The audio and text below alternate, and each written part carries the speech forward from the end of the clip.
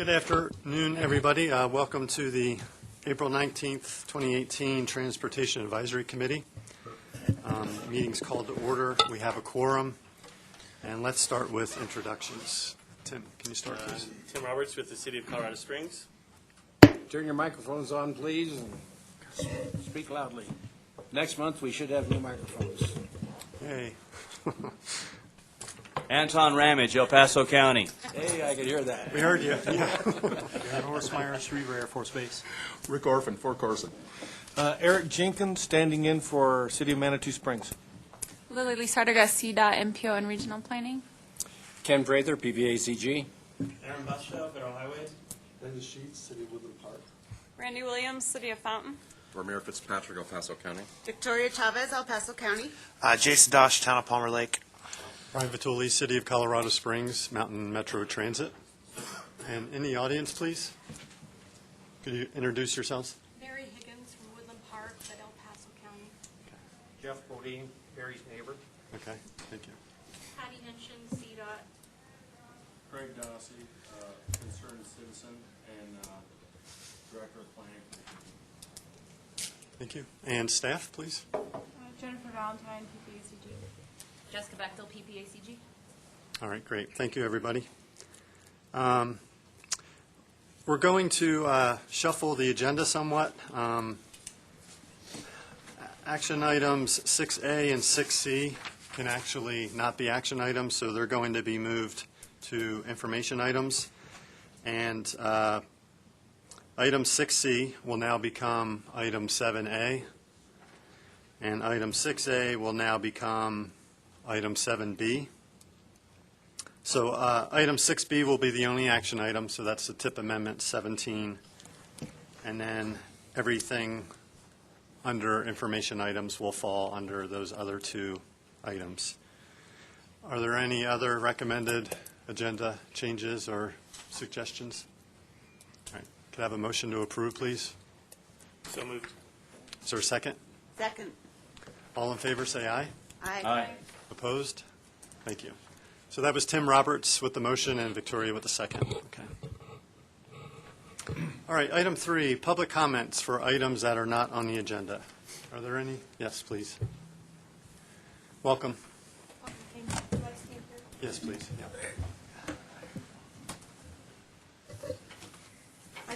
I've made some packets. I'm trying to figure out what they should go to. So you should have one. Thank you. We can share. River highways. Paso County, and then I'll just pass these out so you guys can follow. Trying to prepare.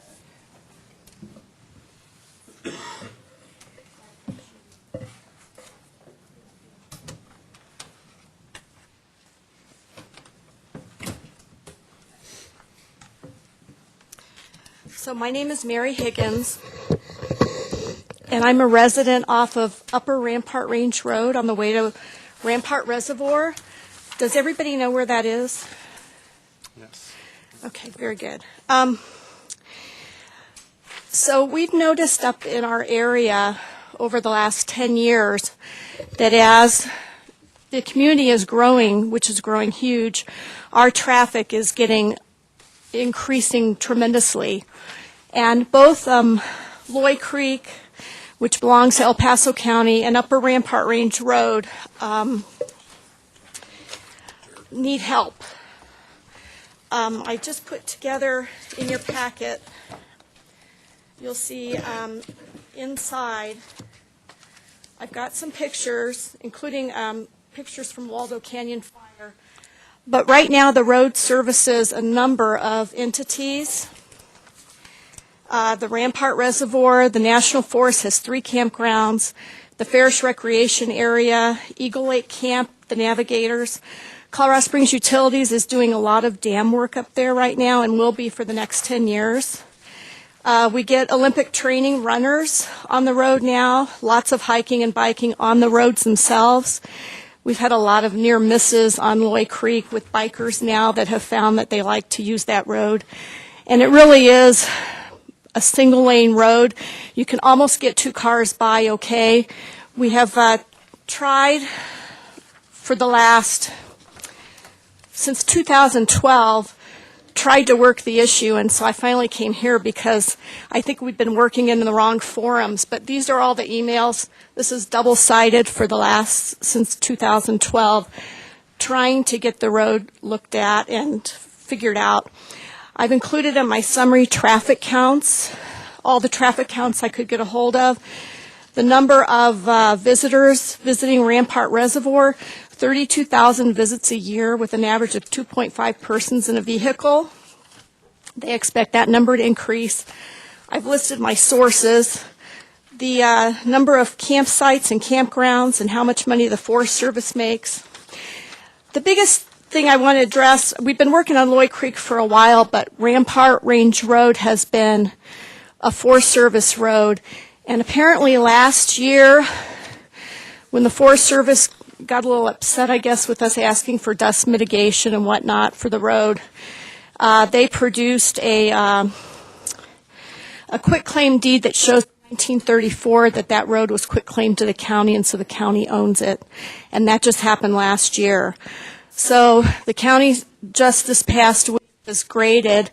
They're going to see what they can do about mag chloriding it, but it doesn't last up there because of the weather.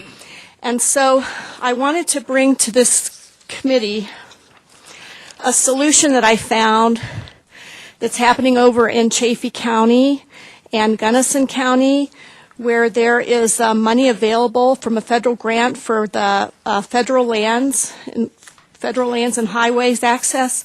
And I've included in your packet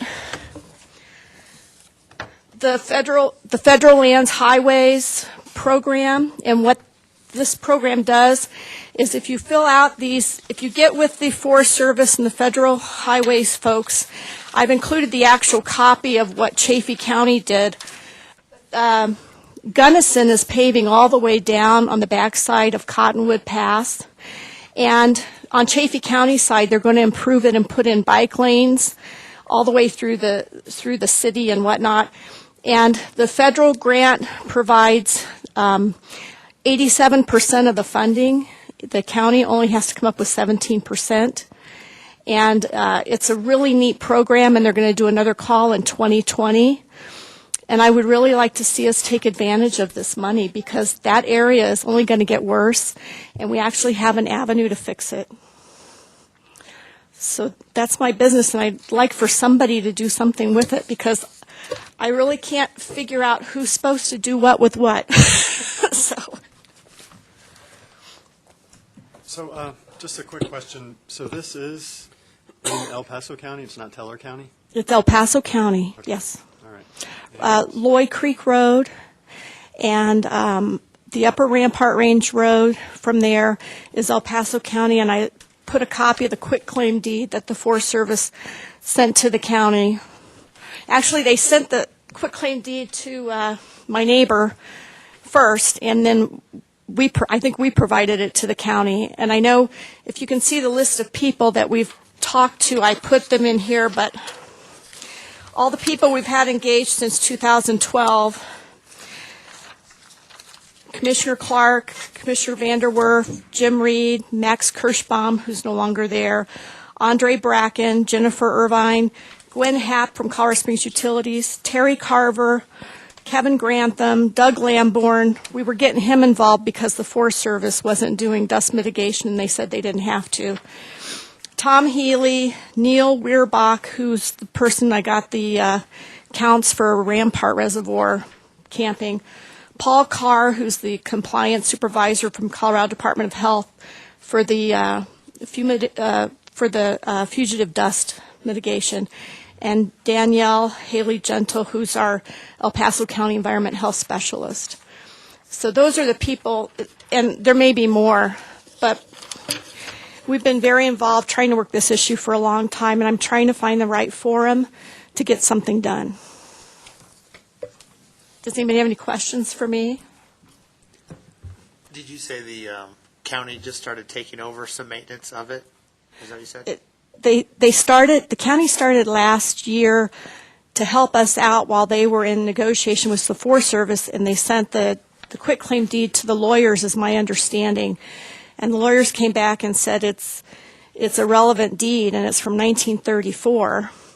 The Forest Service has been maintaining the road, but they just grade it twice a year. They don't do any dust mitigation whatsoever. And of course, sometimes we have traffic counts in excess, I think, of 2,000 or more on the weekends up there. And I put a map in here, but it looks like the projections for 2040 is going to double the rate of traffic going up the pass. You guys might know more than that. I was very surprised when the county sent me the 2016 transportation report that came out, because nobody talked to us about it. We're not even listed in the report. And if you work this hard, and they all know who we are up there, and nobody asked us before they did that report, it was, I don't know where all the fingers are to this, so we're trying to, touch bases as best we can. But yes, apparently it is a county road. The Forest Service has all the signage. They do all the law enforcement. But it's a county road, apparently. And it's actually good that it's a county road, because if it was a Forest Service road, we couldn't get this grant. The grant, we're eligible for it because it's a county road leading to national forest and forest access. There's a big push right now to get the public to be able to use public lands, and they want there to be a venue to get there. And so that's why this money is put out for those grants. I think there's $270 million for the 2020 call. And I put in all of the Colorado counties that have taken advantage of this. And it's my understanding that El Paso County didn't know anything about this money until I brought it up. I don't know, you guys might have known, but the people I've talked to had no idea it existed. Frank. So I just want to make sure I understand. It looks like you reached out to all the correct people with the county. And what you're asking from PPACG and TAC and all is pursuing this grant? Is that I'll write it. We just need help. We need somebody back there saying, "Oh, we want to do this, and we're going to come up with a 17%," because you have to match some money. Imagine the grant would have to be sponsored by El Paso County if it was to be pursued. Yes, the application that's in there from Chaffee County has, the county commissioners and the county administrator and several county folks involved with it. The other, I guess, question I would have for maybe Ken is, would this need to be in the long-range transportation plan?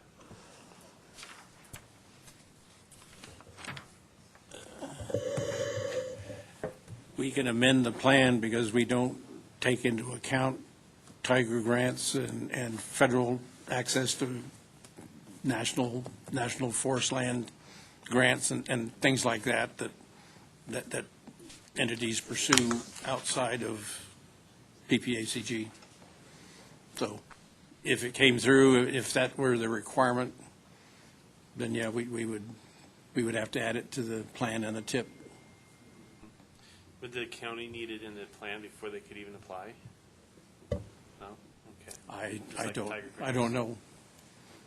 I don't know the requirements of what's on the application.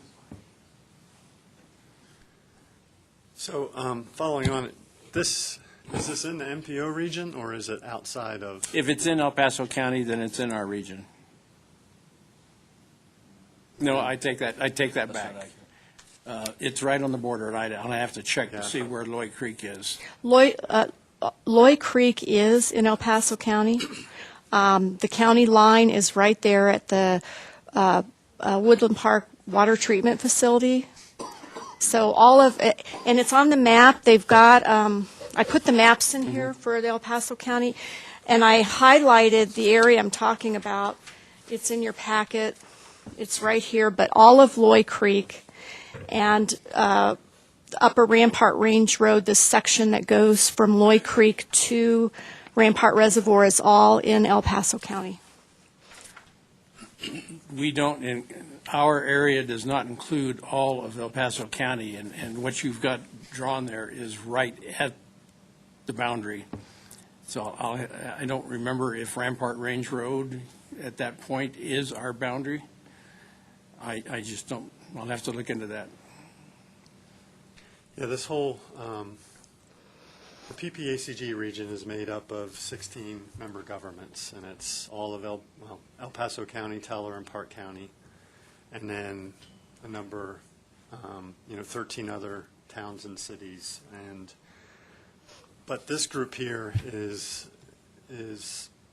they're the member entities that make up the Metropolitan Planning Organization. So it's basically 9 of the 16 member governments. And so the MPO region is a more defined area. And so my question to Ken was,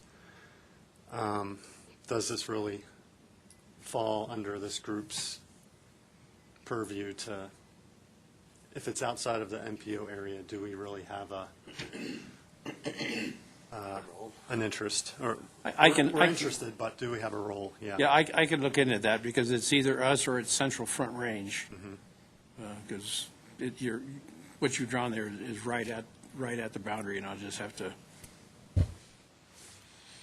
dig that up and look at it. But I can let you know later today or tomorrow. That'd be great. So, yeah, so we're here for help. Okay, all right. And this is a good start to come here. Are you on the agenda for the Citizens Advisory Committee no. for next week? Or, I mean, do you think is this proper for it to stay here, or should it go to the CAC and the board also, or will this be? This is not on the agenda, so Yeah. this committee's not making a recommendation today. Right. And first step is find out, is PPACG the right organization, or is it the Central Front Range? Right. So, yeah, I think PPACG staff will be able to be in touch with you and let you know what can be done here, or if not here, what other organization you can work with. I've got my contact information on this front page, so Okay. thank you all very much. Thank you very much. All right, thank you.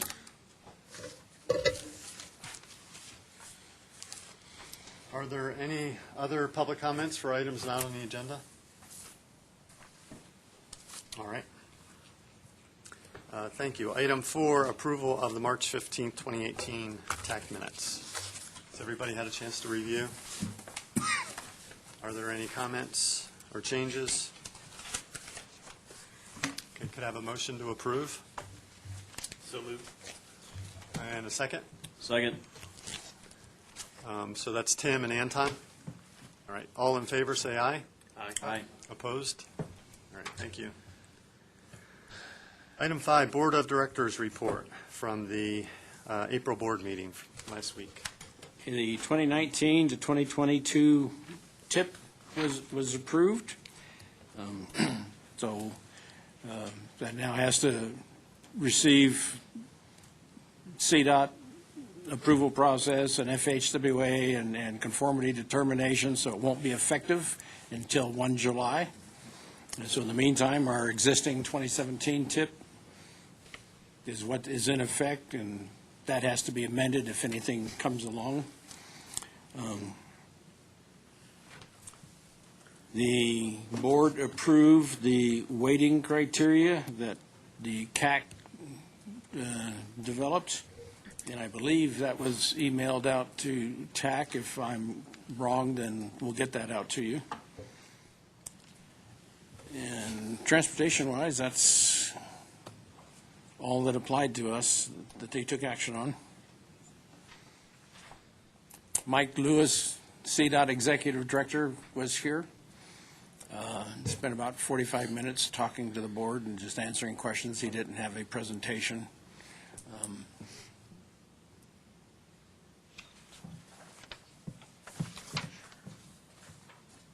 I think that's it. Okay. All right. All right, let's go on to our one and only action item, item 6B, 2017 to 2022 TIP Amendment 17. I don't have anything to add to what was in your memo. CDOT's done their annual selection for safe routes to schools. And 2 in our area were were approved and funds awarded, so they need to be added to the tip so the projects can get started. Are there any questions or comments about this amendment? Would someone like to make a motion to recommend? Move approval. And a second? Second. All right, so Victoria and Ben. All right, all in favor, say aye. Aye. Opposed? All right, thank you. Okay, so new item 7A, CDOT Transit Development Plan. Welcome back, Michael. Hello. Everybody doing? Good, how are you? So I made printouts because I know we want to look at this. You guys all received them as well. That's a full stack, probably more than necessary. Put this in more that direction, actually. Yeah. Oh, I can activate it right from here. There we go. So, all right, let me get queued up. So, hi, good afternoon. I guess it's been just about a year since I was here. A couple new faces. I'm Michael Snow. I am currently working in the Division of Transit and Rail. Used to be the planning liaison here, so I know most of you. And I'm here today to pick up where we've left off probably months ago with the Transit Development Program, some of which some of you I think are probably very familiar with in concept, but I wanted to update you where we are in Division of Transit and Rail's work on this planning tool and how it involves you in the coming months. So first off, I mentioned that all of you have probably heard of the development program and have had more of a very involved role in the highway portion of the transit or the development program, in that you likely understand what it is as a planning tool and have had a role in deciding upon priority highway projects. The transit development program is very similar, but also has a couple different flavors, and we are also in a very different stage of development of this planning tool. So I wanted to give you an update of where we are and to let you know of some things that are going to be happening with that over the coming 2 to 3 months or 3 to 4 months. So first, our current development program has gone through a couple changes, and so I want to give you a status and update on that. There's also some potential funding decisions that may hinge on the identification of transit priority projects for the state of Colorado. So I want to give you an overview of what that is and why it presses some sort of fast work that we all have to do as a state in terms of identifying transit projects. And then ultimately, what will be needing to happen here is for the Pikes Peak regions is to update the inventory of projects we have now and identify those priority projects. So I'm going to give you all the details on that. So first off, and this will be tons of overview, repeat overview for some of you, but I felt that there might be some folks in the room that haven't heard this before. So I'll give you the quick lowdown on what the development program is. It is a planning tool, and it is currently an inventory of unfunded transit projects, and that is capital-only projects. So different efforts would be going on to talk about operational needs for transit or asset management, such as replacement of vehicles. This is particularly just capital projects, including vehicles, of course, if that involves service expansions. This is not to say that it's not vehicles. It's only if it's an asset management, that is a different exercise. We've gone through and inventoried what we can from known regional and statewide and local plans and studies, and however or whatever detail can be gleaned from those in terms of concise projects or needs that are identified. So we've captured as much as we can from that simply by reviewing existing documents. And some of those age more than others. Some are very current, some are several years old. So we know that that inventory takes a lot of, needs a lot of attention to update it to current statuses. It includes facilities, infrastructure, equipment projects, service expansions, and some planning projects that are pertinent to identifying capital projects. The big thing that might be different from what we've heard before is the original transit development program covered only rural parts of the state and those projects identified in the intercity and interregional bus plan, meaning we did not include the metropolitan areas. The potential for new funding that we're hearing at the Capitol and in Washington is causing us to realize, or has caused us to realize, that this is not an effective tool if it doesn't go statewide. So it is expanded now to include all the metropolitan areas, and therefore is essentially in its infancy and is a new planning inventory. The second is that we initially had transit and rail projects included in one, but they are in every single respect a different set of projects. So there's now two distinct development programs that DTR will manage, and that is the transit development program and an intercity rail development program. So such projects as Southwest Chief or Front Range Rail, the advanced guideway systems into the mountains, any of those type of project concepts are all housed in a different inventory. And then, in case it's not clear as a planning document, the purpose of this is to identify the projects that are obviously identified through planning processes, but are not nailed down with funding through our TIP and STIP processes. It's not about finding, using existing funds to do something about these projects. This is the set of projects for which we would do something about them if we come under opportunities for new funding.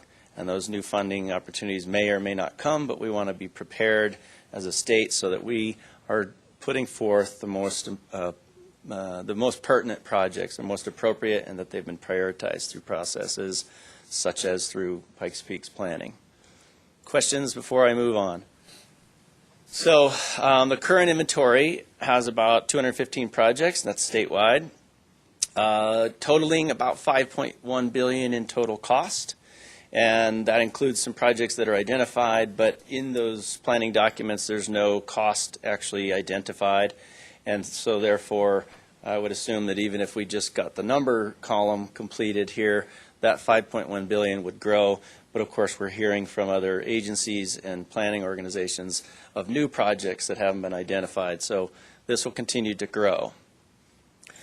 As a planning tool, it's somewhat interesting to inventory all of the needs statewide, but it's only effective as a planning tool when we take the time to identify a portion of that development program that is our priority.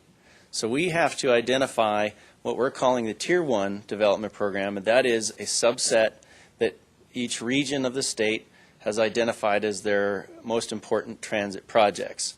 It also means that we have to decide just how big of a Tier 1 pot do we make. And we do so in a way that we ask the question, what is a set of priority projects that's big enough that we think it gets us prepared for any potential new funding opportunities that might be coming, but it's not so big that it's just a watered down list of priorities. We can't say the whole development program is priority because we really are at square one in planning. But Tier 1 lets us do 75% of the planning, let's say, so that if a new funding opportunity comes, we already have something to start with and can pull candidate projects from that and complete the process of identifying what gets funded when you get new funds. Questions about that? Okay. So we have some funding decisions, some that we already have, and some that are very much potential because we are hearing the talk on the streets. And if this is going to be effective as a planning tool and we can utilize it and be ready to answer some funding decisions, we need to get through the identification of your Tier 1 projects. So the first is the Senate Bill 267. Perfect example of not having any idea of funding opportunities when they come. This was passed by a legislature at the very, very last ditch in the final week or weeks of the session last year. And all of a sudden they said they were going to identify up to $200 or $2 billion almost for transportation that will all be bonded capital projects, including 10% earmarked for transit, which means we've got $188 million of potential funding for which we have to identify good candidate projects, and that means good candidate projects, not just anything, but projects that are suitable for bonding, which means we acquire the funds necessary today to build the projects now, and then we take 20 years to pay it off. So for obvious reasons, we're not talking about vehicles, since most of those last only 8 to 15 years. So typical projects would be more of facilities and infrastructure. We need to make decisions in July probably for at least the first couple of years of this. We're already in the first year now, and it's 4 years that it needs to be delivered, so we're looking to identify through the state process here and out of Tier 1 which projects are the best candidates for that. The other one is bigger and juicier, and I'm going to talk to you in a bit more detail today because I think you need to know exactly what's the conversation. And that is that we were asked, and CDOT and the Division of Transit and Rail were asked in December and January from a citizens group, the Denver Metro Chamber, saying they were going to put forth a very large sales tax increase to voters on the November ballot. And they wanted a list of capital projects from us. So naturally, we weren't ready to do that, and we're not comfortable as just the Division of Transit and Rail somehow speaking on behalf of the entire state to say, here you go, here's some candidate projects. We knew that what had to happen in a short time is that we get your priorities identified, and as a state, we then are ready to together and collaboratively identify those projects. So this is how it lays out. I don't want to take too much time because hopefully you've heard a little bit about it, but what we know is that the proponents have put forth 4 different versions of this funding initiative, 3 of which are pretty much exactly the same but a different sales tax rate. And the one that we're hearing is most likely to move forward is a half-cent sales tax. So any numbers that I put in front of you today are under the assumption that that's the one that moves forward. In that project, in that funding proposal, it sets aside 15% to go to multimodal projects, which would include transit and bike ped and other types of multimodal solutions. So that would be equivalent to about $83 million a year. And then in that $83 million a year, it further splits it out and says that up to $30 million a year can be used to pay off for the bonding of capital projects. So similar to 267, projects that would only be appropriate to be bonded now and paid off over a long period of time, up to an amount of $30 million a year. We've calculated that to mean somewhere in the range of about $400 million. If you put all $30 million to paying off 20 years worth of bonded projects. That said, the entire multimodal pot is expected to carry with it a 50-50 match, which means either existing funds from transit agencies or local governments have to come up with a way to fund the other half. And that includes the capital portion and includes these other buckets that the $83 million gets split into. So remember, though, that there's another 85%, right? This is only the 15% multimodal. In the other 85% of the rest of the sales tax revenue, a significant increase of funds goes to the Highway User Trust Fund for directly to municipalities and counties. So the expectation by the ballot proponents is that that would draw, this 15% multimodal pot would also draw from the counties and cities to match those projects. The 50-50 match is not 100% firm.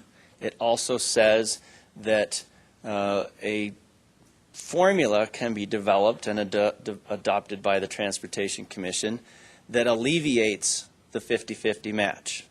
Now, it's anybody's guess as to exactly how you're going to devise such a formula, but of course, if this ever passes, we would have to address that and identify in what cases and under what conditions might a transit agency or a local government not have to meet that 50-50 match, or maybe it's graduated and it's not a full 50% match. So we have to address that when we get to it. Questions about that? Thoughts? Are there breakdowns of that 15% even further? There are, and I refer to them just simply here. If all 30 goes to a bonded package, that leaves 53 million, and my math up there is completely wrong, isn't it? Yeah, it's wrong. That's awesome. Thanks. So that is then, not to get confused, but then the remainder of that is then split again on an 85-15. 85% going to local investments, which basically says the TPRs and the MPOs, it'll be determined, some type of an allocation formula that says this much goes to each of the 15 planning regions of the state. Those that are MPO regions, the MPOs would basically own those funds and decide how they're invested. The rest in the rural portion, left to the rest of Colorado, CDOT would just have a role in facilitating the conversation and a process to just set out some type of allocation formula, or how do you want to split it between operations and capital or asset management. And CDOT's role would only be to facilitate the conversation through planning processes. Then the last bit, the other 15% of the 15%, goes to statewide programs. Yeah.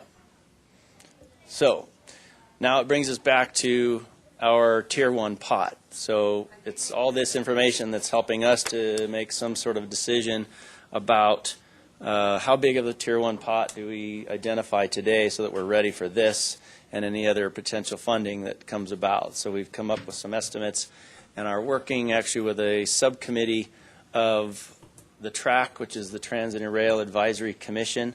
It also has on that subcommittee 4 nominees from STAC, the Statewide Transportation Advisory Committee. So they are working now and have been meeting weekly to talk about the 2 big decisions. One, how big should Tier 1 pot be so that we're prepared? And then the more tricky one is we have to develop a planning allocation. So I want to make really, really clear what this is about. If we say the Tier 1 pot is going to be $2 billion, we have to have a way to tell you, Pikes Peak Region, what portion of that or what proportion of that is for Pikes Peak to identify as their priorities. So those of you that were involved with the highway development program know that there existed an actual highway funding program called Regional Priority Program, the RPP. And that formula was developed through public discussion over the course of a couple of years. And it was convenient that for the development program, it could lean on that RPP formula. But no such formula exists for transit. The RPP formula was about highway lane miles and truck VMT, and that's not very pertinent just to transit. So we have to develop some sort of a planning allocation formula, and this TRAC subcommittee is discussing that.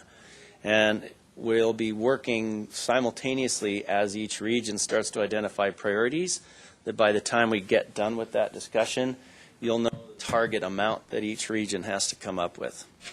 And Michael, what's the timing on that? yeah, the timing is, so I mentioned the urgent timing is if the ballot proposal moves forward, that the ballot proponents will want a list of candidate projects just for that capital bonding portion.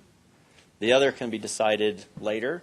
By when? Which one? The candidate? Yeah. Yeah, by August. So it's essentially tied to the requirement to nail down ballot language and have final submissions to the Secretary of State. Is essentially what that comes to. We also, those that have been involved with things long enough, we're familiar with the 7th pot and the problems that it caused in that voters really like to vote for things when they know exactly what they're getting. But when you have something such as 7th pot that's delivered over umpteen years, the priorities actually change. And so there's consternation still about 7th pot. Well, there's still some 7th pot projects that didn't get delivered, even though every planning region of the state finally said some of these are no longer actually our priorities, so other things got funded. So the proponents were aware of that issue and are not writing this language in a way that it says whatever that candidate list does in August is absolutely firm, but rather it'd be somewhat of an illustrative or candidate project list that can change and be changed through continued public process with you all and the other regions. So we still have to deliver that list. They may or may not choose to actually publish it in the blue book, even though it's not part of the language, but it would be, allow voters to say, well, we know what we're getting or likely to get, and I think that's kind of the strategy around that. So anyway, so the regional planning allocation, I want to be very, very clear, is probably the most important point to make here. This absolutely is not a formula to determine funding at all. The ballot proposal, for instance, comes with its own actual funding formula. It explicitly says it will be by population and ridership. And so likely the track subcommittee and TPRs and MPOs will all have a say in devising what is likely the best actual funding allocation.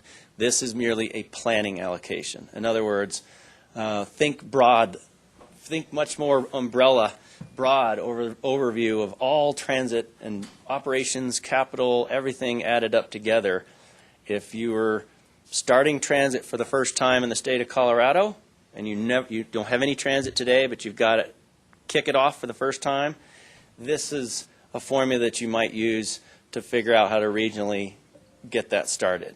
So it really has no contingency or if effect on the actual funds if funds arrive under one of these potential initiatives. So the track subcommittees met twice, and some of the things they've been considering are, in terms of criteria to develop a planning allocation, are things like population, transit dependency populations, that is, our citizens who are either elderly, in poverty status, or disabled. They're also looking at some other demand factors, such as number of jobs or anything else that we might be able to detect. Is that me? I didn't touch anything. That's probably you. Okay. Wow.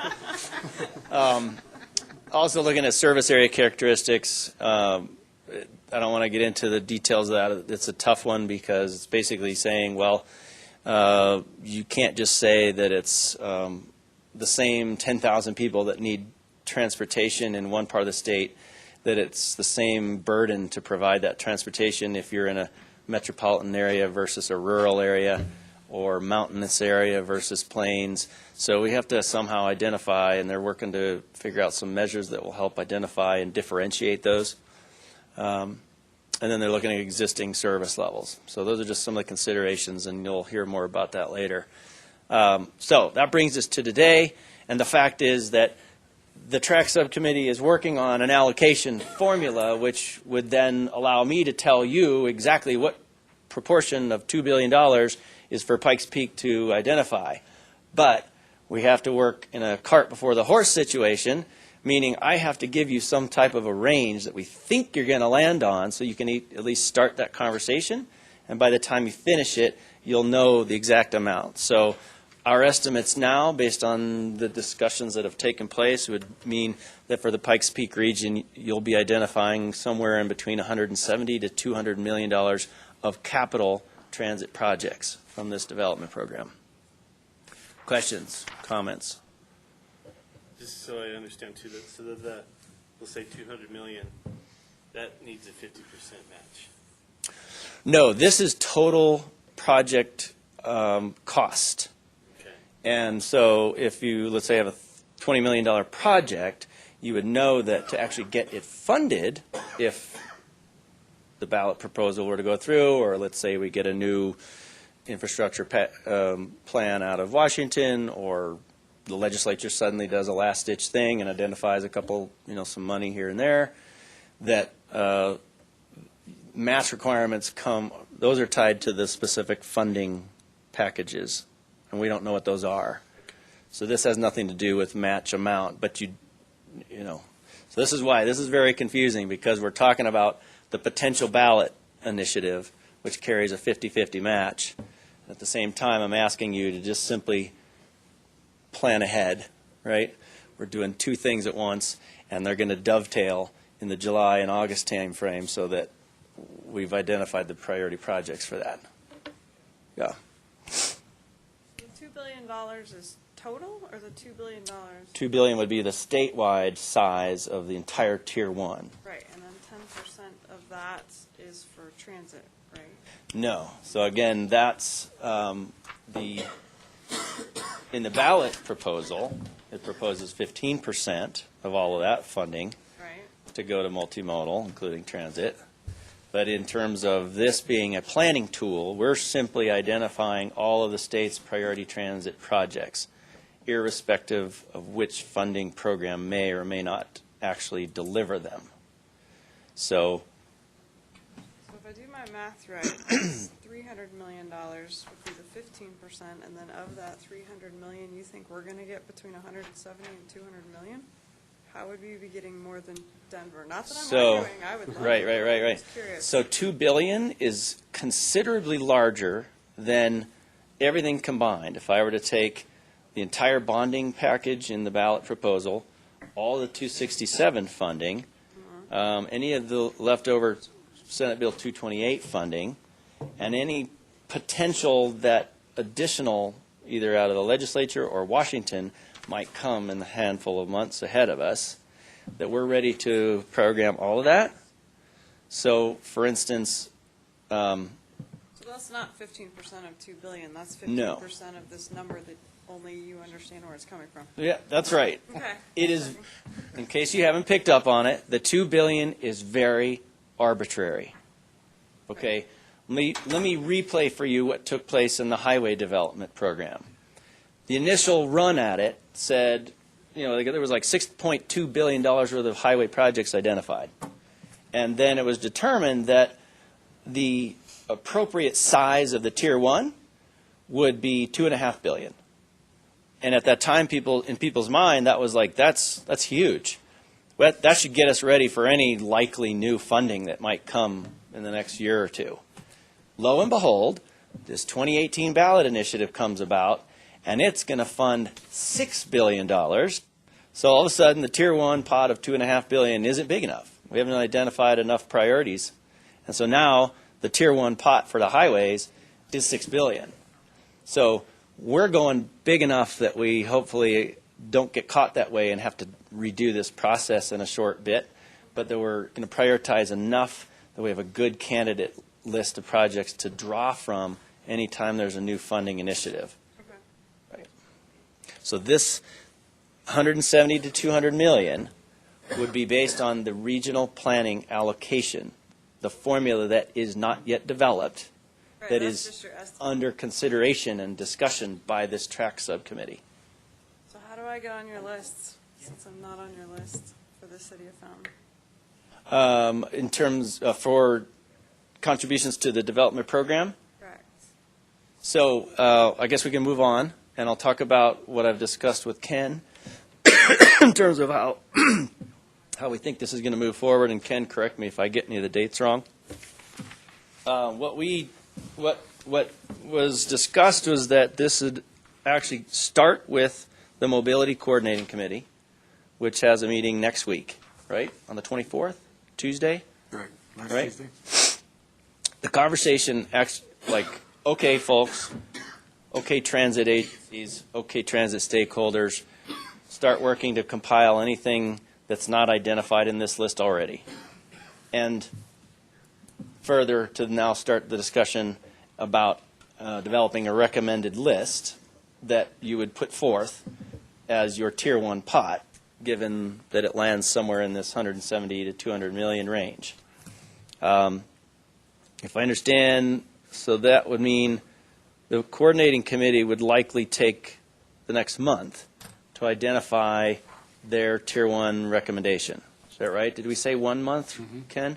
Which puts it at May 22.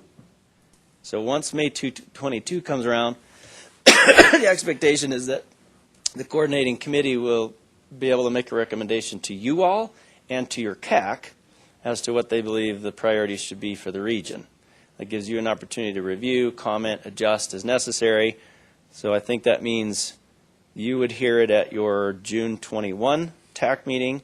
CAC would hear it at their June 27 meeting. And then, assuming no big hitches, you both have a recommendation to your board for a July 11th adoption of your Tier 1 Transit Priority Program. Does that sound right? That's what we talked If about. I get the dates wrong, whatever, we'll discuss. But you get the idea. So you'll get a priority program, a priority recommendation out of your mobility coordinating committee. And we have done and are doing and are working together to identify transit agencies who may not normally engage with this kind of planning process. So we'll be making all sorts, as much effort as possible. And Ken, you and I and everybody, we all just have to work together to get that word out, that there's this kind of a conversation that is going to be important to everyone. It's a stretch, we know, because there's folks that don't normally engage and may not realize the importance of it. So we just have to kind of work together. And by the way, we're doing this in a hurry-up fashion, obviously. For obvious reasons, we want to be semi-comfortable and have a fair level of consensus before we as CDOT might give some candidate list to this ballot proponent group. But the development program is a never-ending process. It's never really nailed down. It will always grow and change as needed. In other words, the ultimate inventory, anybody could call me or email me at any point in time and say, hey, we've had some conversations on our council and we've got a bunch of projects we want to add. Great. No problem. There's no limit there. Tier 1 is something that we kind of would have to do as needed, which is how it's been previously, but it's always an ongoing process. And the only time you sort of nail down Tier 1 is when you have something like a ballot proposal that you have to agree on. Otherwise, it's an ongoing process, and you sort of repeat that every so often. Is there anybody from Fountain on that mobility group that meets on the 24th? I should know. The Fountain There Valley is. Senior Center is on there. As far as the city of Fountain, Right. I don't know. There is, Brandy. Sharon is. Sharon on that? Yeah. mhm. Okay, that's Yeah. what I was wondering. Okay. Yeah. Okay. So, Michael, why is the MCC being tasked with taking the lead for developing this list? Well, it's not my decision, so I'm going to lean to Ken here a little bit. And I think it was identified that's the ideal location that you get your sort of grassroots involvement. And it involves everybody. Then you have MCC and the TAC and CAC to be able to weigh in. Well, And I think it's I'm not kind of too up to you comfortable guys with how that you wanna do that. Because the MCC's kind of been insolvent for the last several years. They're kind of Insolvent. Oh. spinning their wheels. They have lost the main focus of developing a call center. I mean, that was the lead direction for Okay. a couple of years. And I don't know, I'm not really comfortable with that committee taking the lead on a list like this. I'm flexible I'm as much as you guys are. So being able to make a recommendation on what's developed, but yeah. taking the lead of it, I don't really think is the best move. When Michael called me up and said we was looking for input, I've never attended the MCC meeting. I mean, I have no experience with that. So my question was, what about specialized transit? And the concept was that we were looking for the non-traditional stakeholders, and so I think MCC has a role in identifying and speaking to specialized transit issues if that's their specialty. I never said, and I'm not claiming one committee is taking lead over another. There's going to be a recommendation to the board. All right, well, that's what I thought I heard. And I didn't say that the MCC shouldn't have a role, Yeah. but I just don't think they should have a leading role. Because, yeah, they are primarily made up of specialized transportation providers, but our region is much more than that. And, Right. And so TAC will make a recommendation, MCC will make a recommendation. The board has said anything coming to them goes through the committee advisory committee, which are all citizens, and nobody there is a transit operator, and they're going to make a recommendation.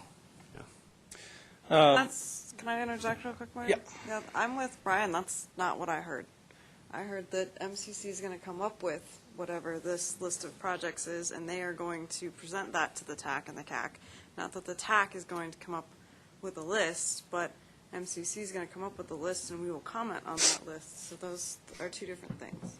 Well, Michael and I's discussion and my impression of our conversation is they're going to have input on specialized transportation needs. It was going to come back through here so that you would know their discussions. So trying to get as much communication between the committees as possible. And to allow that, Michael was willing to go until July for the board's recommendation or approval rather than June.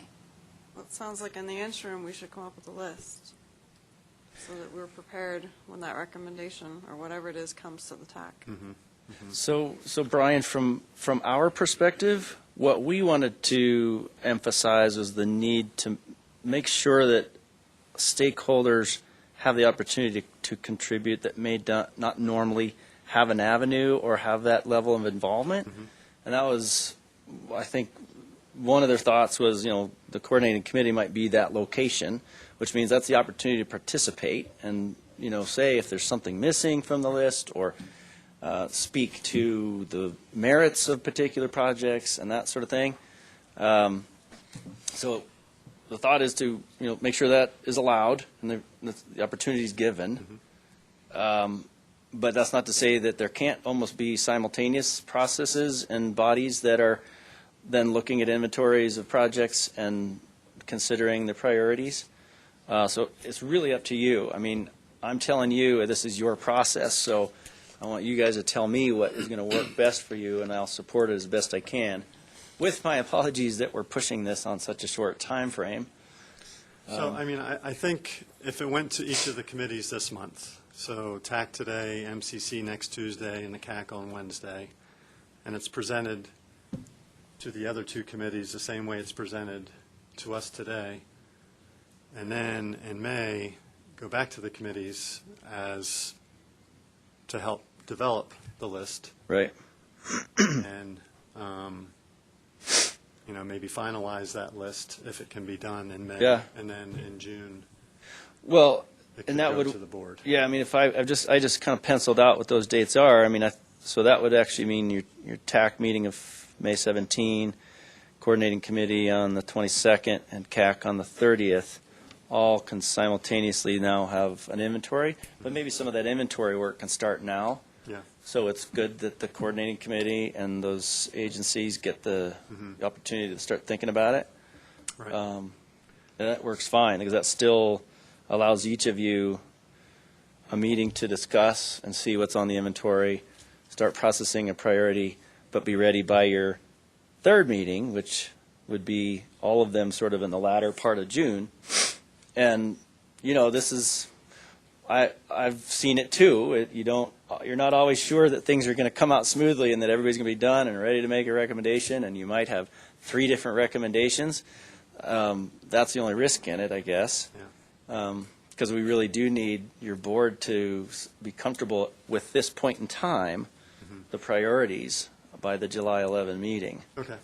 So All right, however we you actually guys have make 2 that months. happen. We have May and June to Yeah. develop that list, and then the recommendation would go to the board, or the 3 recommendations would go to the board at the July meeting. Yeah. Okay.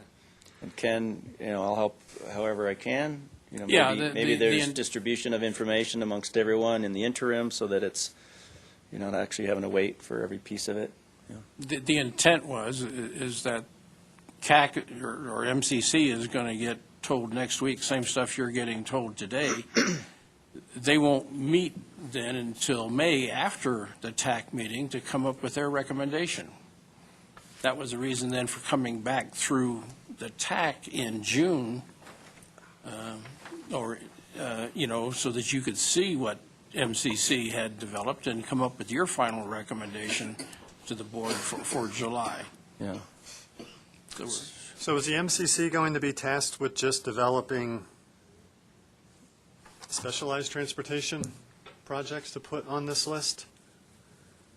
Or are they, because that is their, That's their role. That's what I assumed that they would do, but So, let me understand, the coordinating committee is specifically only for specialized transportation? Primarily, I mean, None of them, obviously, the city of Colorado Springs is now somewhat taking over the mobility management for the region.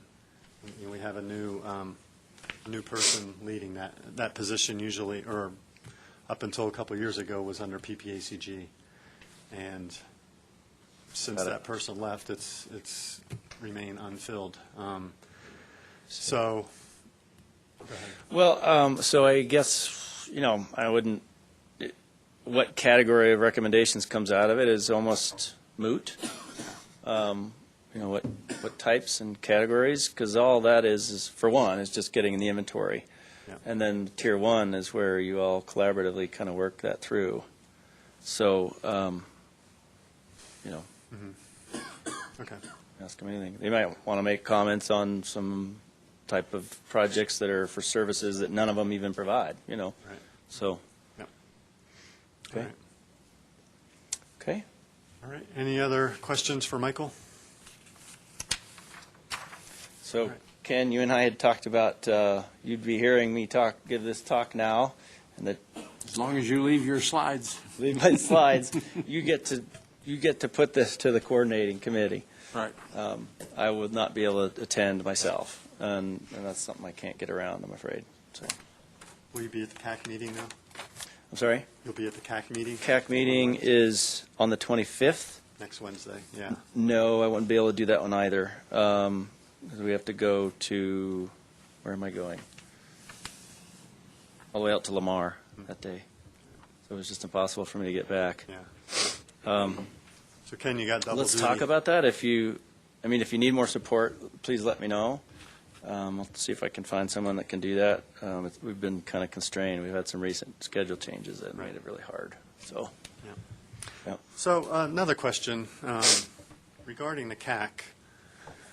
They are a citizens group. Some of them are very knowledgeable in transportation issues and transit issues. Do you see them coming up with their own list, or do you think they're mostly going to see the work that the MCC and ATTAC does and just comment on that? Because that'll be interesting. You know the CAC. Yeah. I would not expect them to come up Right. with their own list, but that's certainly within their prerogative. Yeah. they don't have to be tasked with coming up with the complete list. Right. That might be more effective for that. Mm-hmm. Just identify their priorities regardless, and that lends support and information to Yeah. you all to come up with a concise program. Yeah. Just a thought. So if the CAC is briefed on this next Wednesday, and then somewhat left out of the process until June, when they'd be asked to provide a recommendation, would that be a way to handle And then it? I get burned for keeping them out of the loop. Well, yeah, So I will keep them informed, sure. but I'm not specifically asking them to develop an independent transit list in a vacuum. Yeah. I will present to them that they are, this committee and MCC from a specialized, will be developing stuff, and it'll be coming to them, and here's what it's all about, and here's why, and as informed as they can be when they have to make a recommendation to the board. Sure. Okay. All right. Thanks, Michael. Okay, yeah, appreciate it. Okay. New item 7B, the 2018 to 2019 Unified Planning Work Program, Amendment Number 2.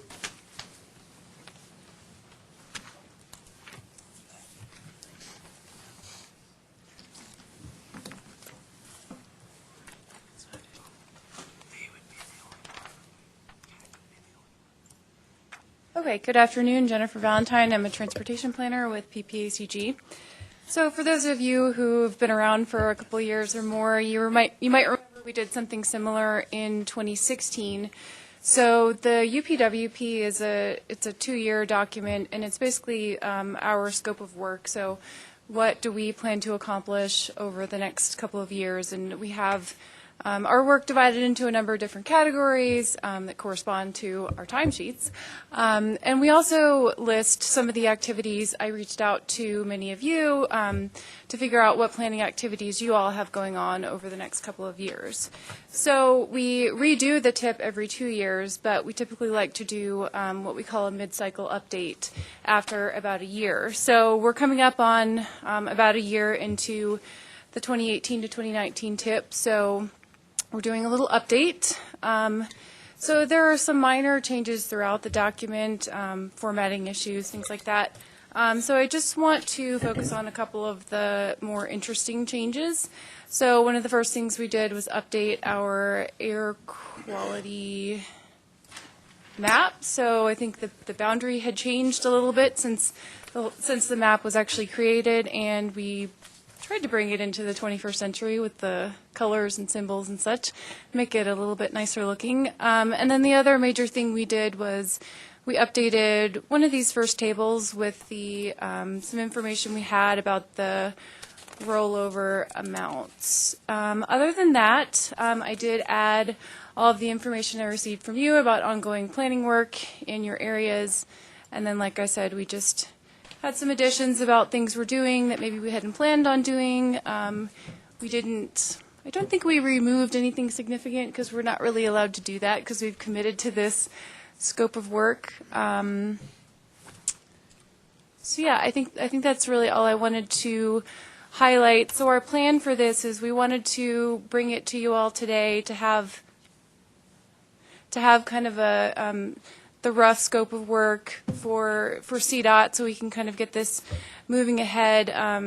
Most of you probably know we have a new transportation director starting in mid-May, so we do want to give him the benefit of taking a look at this, seeing if he has any change in direction or new ideas. And so we won't be looking for approval of this amendment until kind of June or July after he's had the opportunity to look over it. So that's why this went from an action item to an information item. That's right. Just going to wait. Yes. Good. All right. Do you need anything else from us? Questions, comments, Or, concerns? yeah, I mean, you got everything you needed, pretty much? I mean, I didn't receive information from everyone. If you haven't sent information about your planning activities and would like to, go ahead. I'd be glad to incorporate it. Otherwise, there will be nothing listed for you, or it will be outdated. We wanted to get your input now because even though it won't be approved until June or July, because John Leosados is coming on board, CDOT wants to have the scope of work in May so that they can start the contracting process and have the contract approved by 1 October. If we wind up, because of something that's developed here or the new transportation director develops something, and it changes after we submit the scope of work to CDOT, then, they can amend that into their process without any problem. But in the meantime, they've got something concrete that they can work with and go to procurement and start the contracting. If you remember what used to happen until last year is that we would approve and start this whole process in June or July, August approval, and then the contract wouldn't be signed until December, which forced PPACG to work on local dollars only, no federal dollars involved because our contract wasn't in place. So even though October 1 came along, new federal dollars for the new year are available. With no contract, we don't get them. So that was the reason that CDOT, for all of the MPOs, started last year, starting with this much earlier UPWP process. And, so there is time to change it if something comes up, but we wanted to get the process started, and at least we've got something that everybody agrees to for a scope of work at this point. Okay. All right, any other questions on this item? All right, thank you, Jennifer. All right, new item 7C, small area forecast. Jennifer. Okay, let's order here.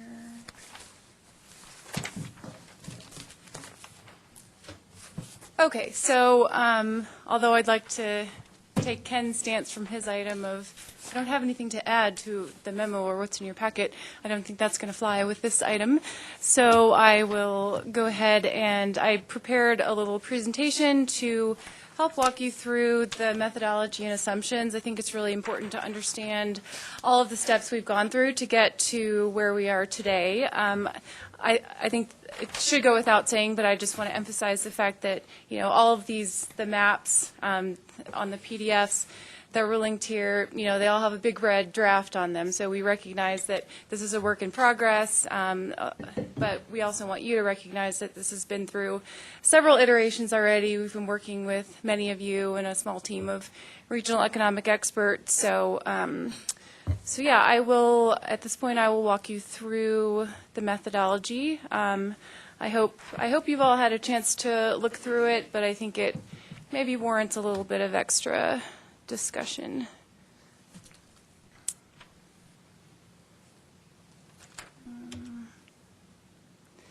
Okay, so quickly in terms of where we are in the process.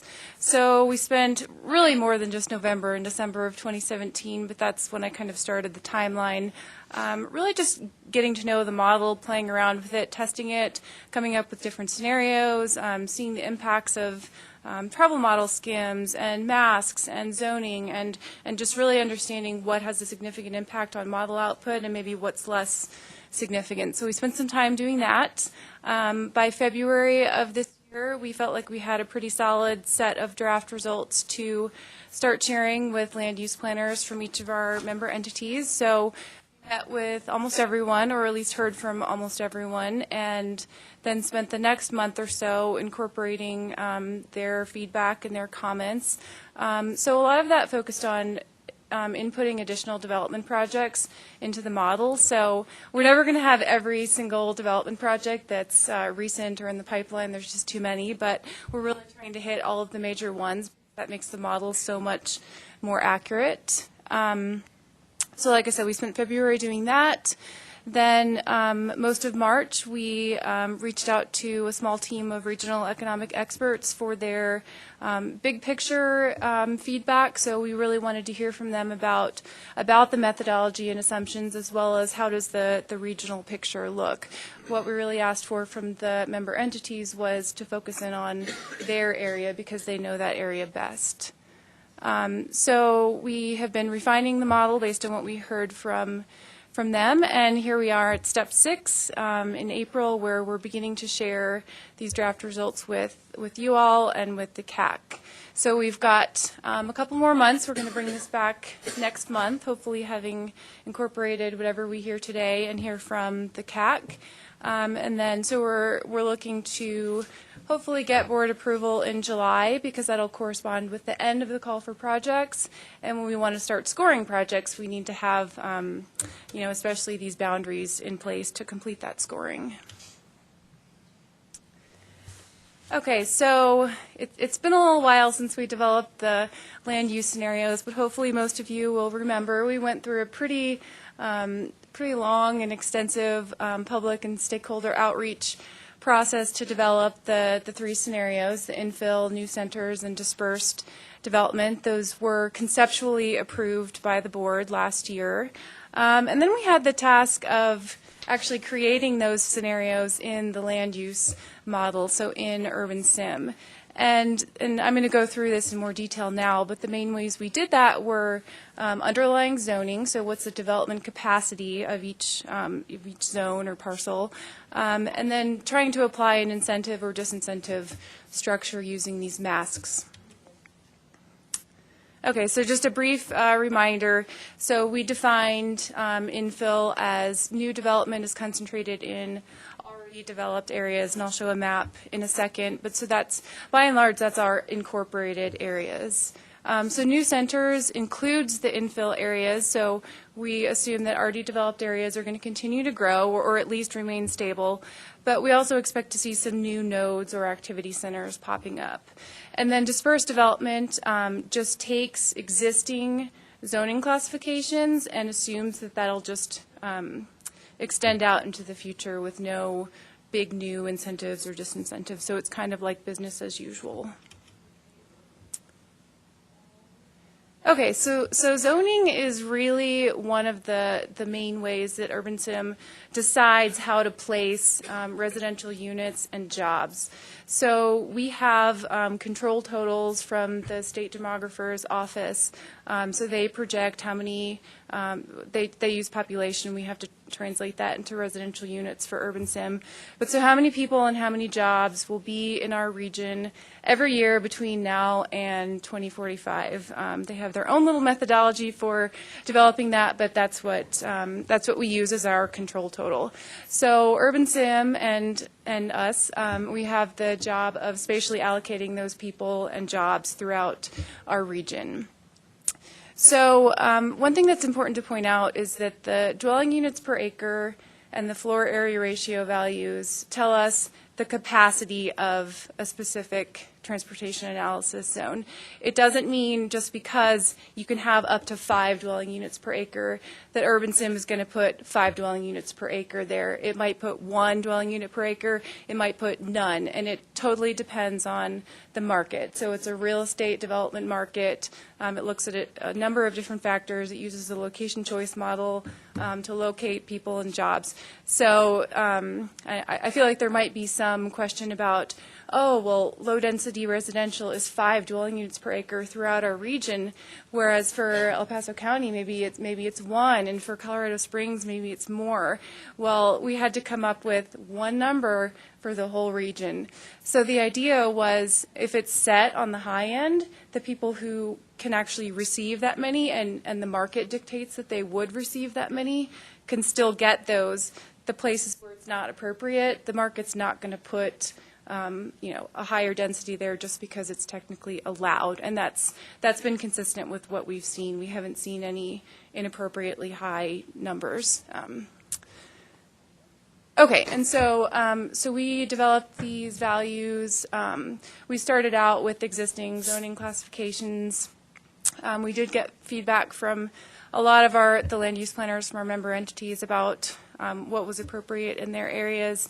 And then we had to do some research about peer cities for floor area ratio, because most of our entities don't use floor area ratio, but UrbanSim requires it to help determine what employment density is appropriate.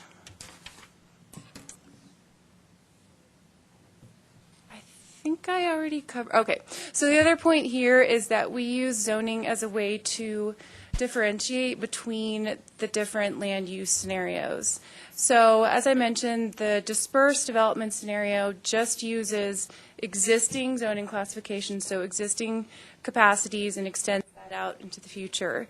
So we had to find a way to create 3 distinct land use scenarios in UrbanSim, and one way to do that was to say, well, maybe in the infill scenario, so relating it to an actual policy decision choice in the future, what if we allowed higher density development in HDR categories, downtown commercial business district, and mixed use zones? And then we also ended up adding a new special category for downtown Colorado Springs and Manitou Springs, because we found that the densities expected and already happening in those areas were just so different from the rest of the region that we had to treat them separately. And that was based on feedback we heard from Carl and from Wade. So the main difference between the infill and new centers is that so new centers, we also allowed higher density in the high density residential category and mixed use, but we also extended that to PUD, or planned unit development zones, because not everywhere, but by definition, that's really where we expect to see a lot of our new development, new subdivisions, things like that. So really the distinction is downtown commercial business district was emphasized in infill, and PUD zones were emphasized in new centers. Okay, so like I said, I've been harping on this, but we had the task of developing 3 distinct scenarios. So we start getting results, and we don't have 3 distinct scenarios, because just capacity, just underlying zoning isn't enough. There's not enough differentiation. So really what we need is something called a pro forma model. So in the deluxe Python code-based version of UrbanSim, they have that. So we're using the simpler cloud-based version, and we don't have a pro forma model. So we don't have a way to tell UrbanSim that there's an economic opportunity zone in this portion, that, you know, if you really got down to the details, that a portion of Academy or of Nevada was, you know, had some sort of economic incentive applied to it. So we don't have a way to do that right now. But we needed a way to say, infill, this is the infill scenario. You need to focus development in these areas more so than other areas. So we came up with this concept of a mask. So we developed one mask for the infill scenario and another for the new centers scenario. There is no mask applied to the dispersed development scenario. Once again, it's kind of existing zoning extended out into the future, business as usual. So the purpose of the infill mask was to help encourage the model to put development in those already developed areas as envisioned through the public process. And similarly for the new centers scenario, it was in those already developed areas and the places we envisioned new development cropping up in new activity centers. So I'm going to skip to the, yep, can't see it. Okay, so, but this is the same, one of the same masks that was in your packet. So you can see the crosshatch area is the mask, and anything that doesn't have a crosshatch over it is a hole in the mask. We've been calling it like a donut hole. So anything that's not under the mask, anything that's in a hole, if it's 5 dwelling units per acre, it can get 5 dwelling units per acre. If it's 10, it can get 10. Anything that's under the mask, so in this example, this is our 50% mask, you could only get 50% of that. So if it's 10 dwelling units per acre underlying zoning, you could actually only get 5. So it's just kind of a, we did 0, 25, 50, 75, 100, just a way to play with, from a policy perspective, what would need to happen to get our region to look more like this. I think, yes. Just to make a statement about the mask and the 50% mask. Mm-hmm. So yes, the things that are underneath the mask, they may get up to 50%, but there's no guarantee that they will get that 50%. That's right. They may receive much less. That's right. If the market isn't there, they might get nothing. They might get, you know, if it's 5 dwelling units per acre, they might get 1. It totally, so there's the capacity and then there's attractiveness. So there's two different pieces.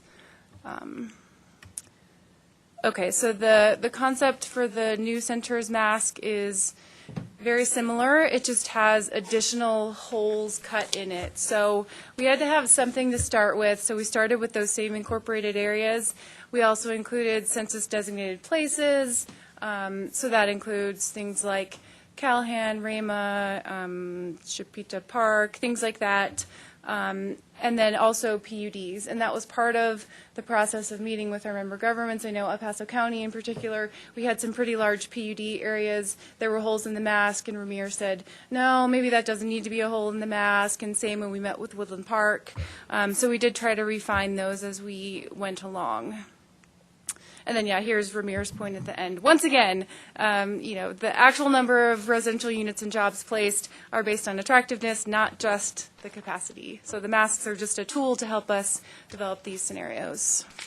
And here you can see, you know, a lot more holes. Some of these are PUDs, some of them, you know, Calhan and Rama out east. Oh, so I'll say one more thing about the masks. So at this point, we haven't, we have the whole spectrum of masks. The 100%, obviously that's kind of like a growth boundary, right? You're saying development is contained in these existing areas. And 0% would basically be like no mask. So we still have the whole spectrum. We haven't decided on an official number or anything. It's still just a tool for us. Okay, so the last major input we have is those development projects I mentioned. So we put in 148 development projects that we received from all of you or your counterparts. in land use. So these include, our base year data was from 2015, so we didn't want to miss anything that happened between 2015 and today. So we input a lot of those types of projects, as well as stuff that's in the pipeline. And then we also tried to include more speculative development projects. Banning Lewis Ranch is a great example. We have villages 1, 2, and 3 that are kind of happening right now, and then we have villages 4 through 7 that, gosh, who knows what's going to happen, over the next 5, 10, 15, 20 years. So we did the best we could with the information we had. We put in information about number of units, square footage, when the project's going to start, when it's going to end, as much as we knew, really. And we feel like it's really important to have the base year data and the next few years be as accurate as possible, because that's what the model extrapolates into the future. So that was really our focus, was getting the first few years as tight as possible. Okay, last couple of pieces. So 2 more tools we have are constraints and adjustments. So just wanted to mention that we did account for areas like floodplains, steep slopes, military influence areas, and then land that's owned by National Park Service, Forest Service, things like that, that you would either expect not to see any development at all, or that are less attractive for development. So maybe you can develop in a floodplain, but it's probably going to be a little bit more difficult, a little bit more onerous. So maybe there's a percentage of the allowable development that you would expect to see. Same with some of the military influence areas. Might be less attractive because you're under a flight path, or there's a wind turbine or something like that. So we worked with our joint land use study counterparts on that piece.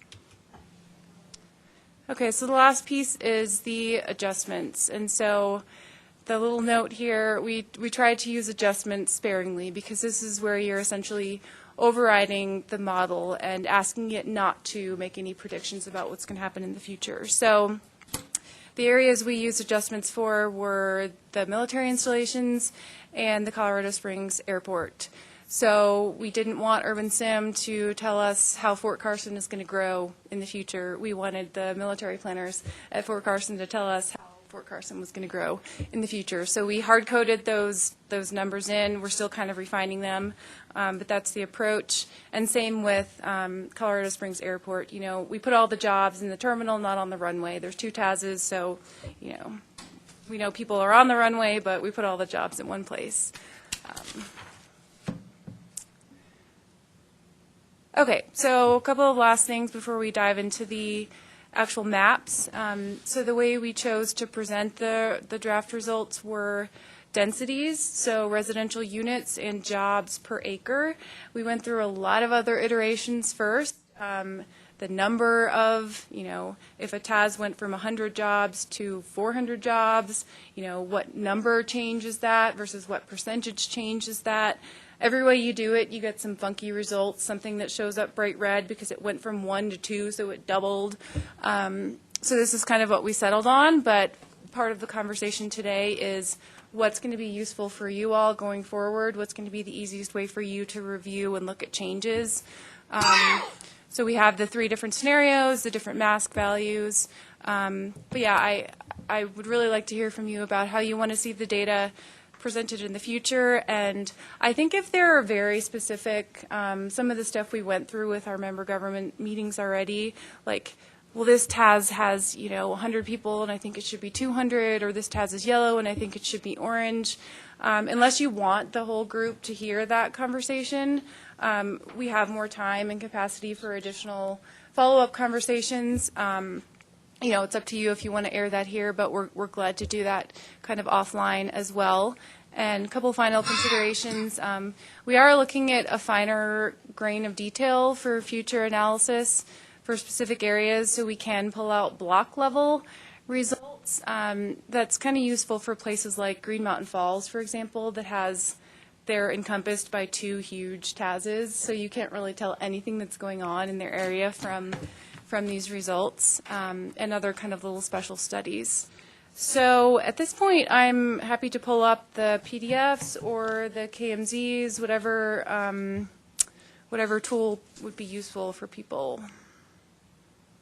I'll start with the PDFs.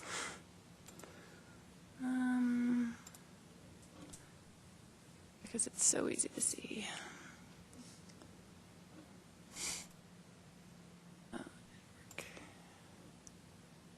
Why don't I just open it up to questions and comments, and then I can go to the appropriate map. So when you coordinated with member agencies, was that in a workshop, or were you working with them one-on-one, or? Nope, I met with people one-on-one. So myself and Tom Miller, who's been doing the mapping and some of the analysis, the post-processing after it actually comes out of Urban Sim. We met with, like I said, almost everybody individually, and some of those meetings were just one or two people. In Fountain, we had a whole room full of people, but it was always focused on the land use planners.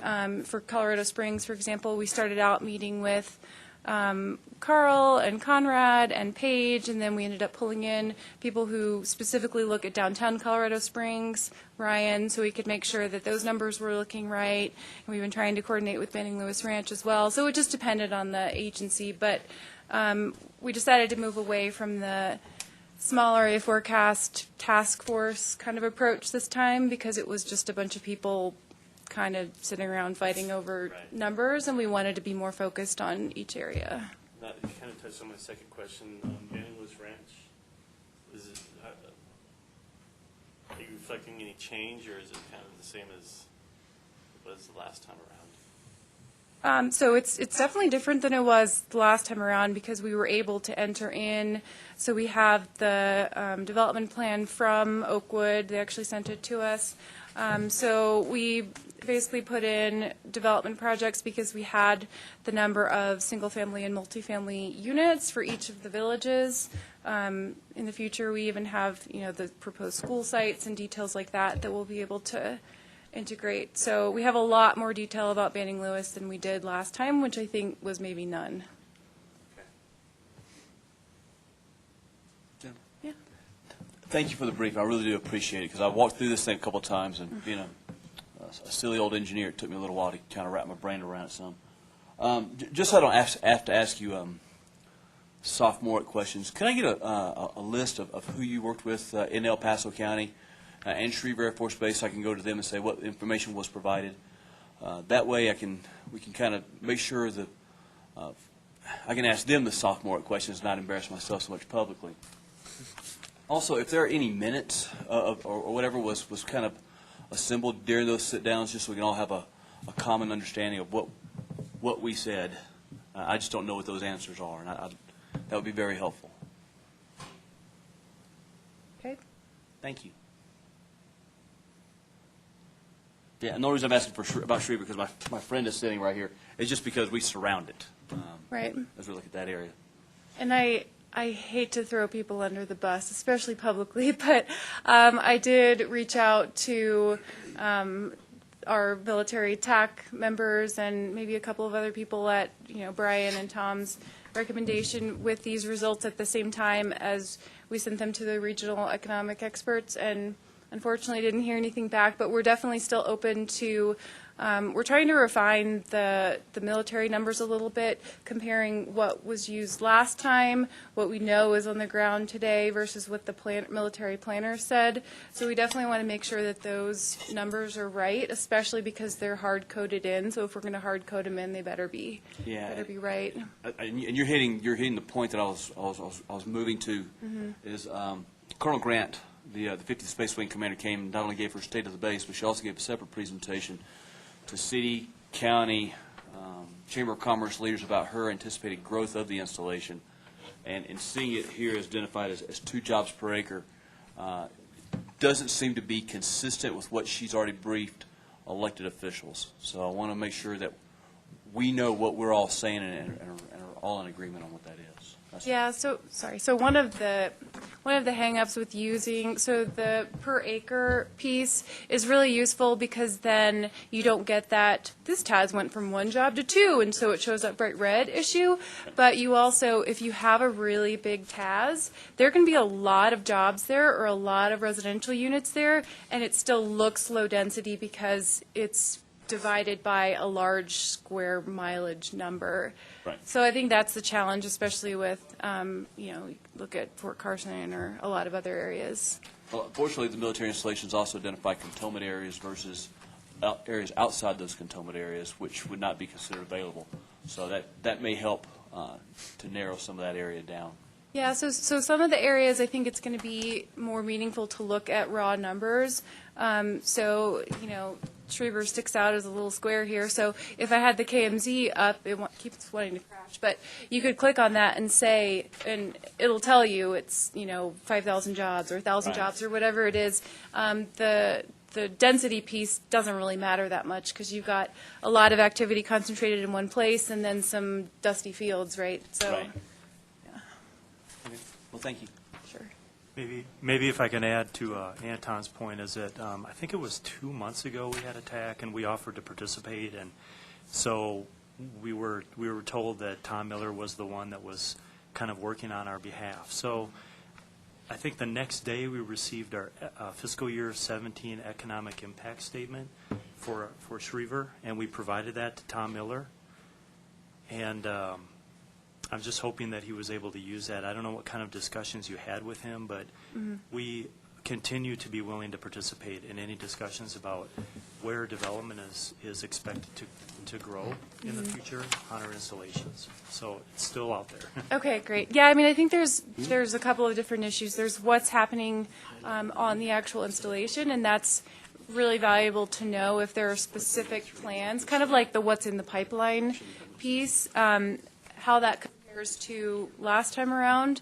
Because some of the numbers that Ken has, for example, somebody went on a tour of NORAD and they said that there's 702 employees or whatever. So there's a lot of fact checking that has already happened, but I think we can continue to refine it. So we'll reach back out.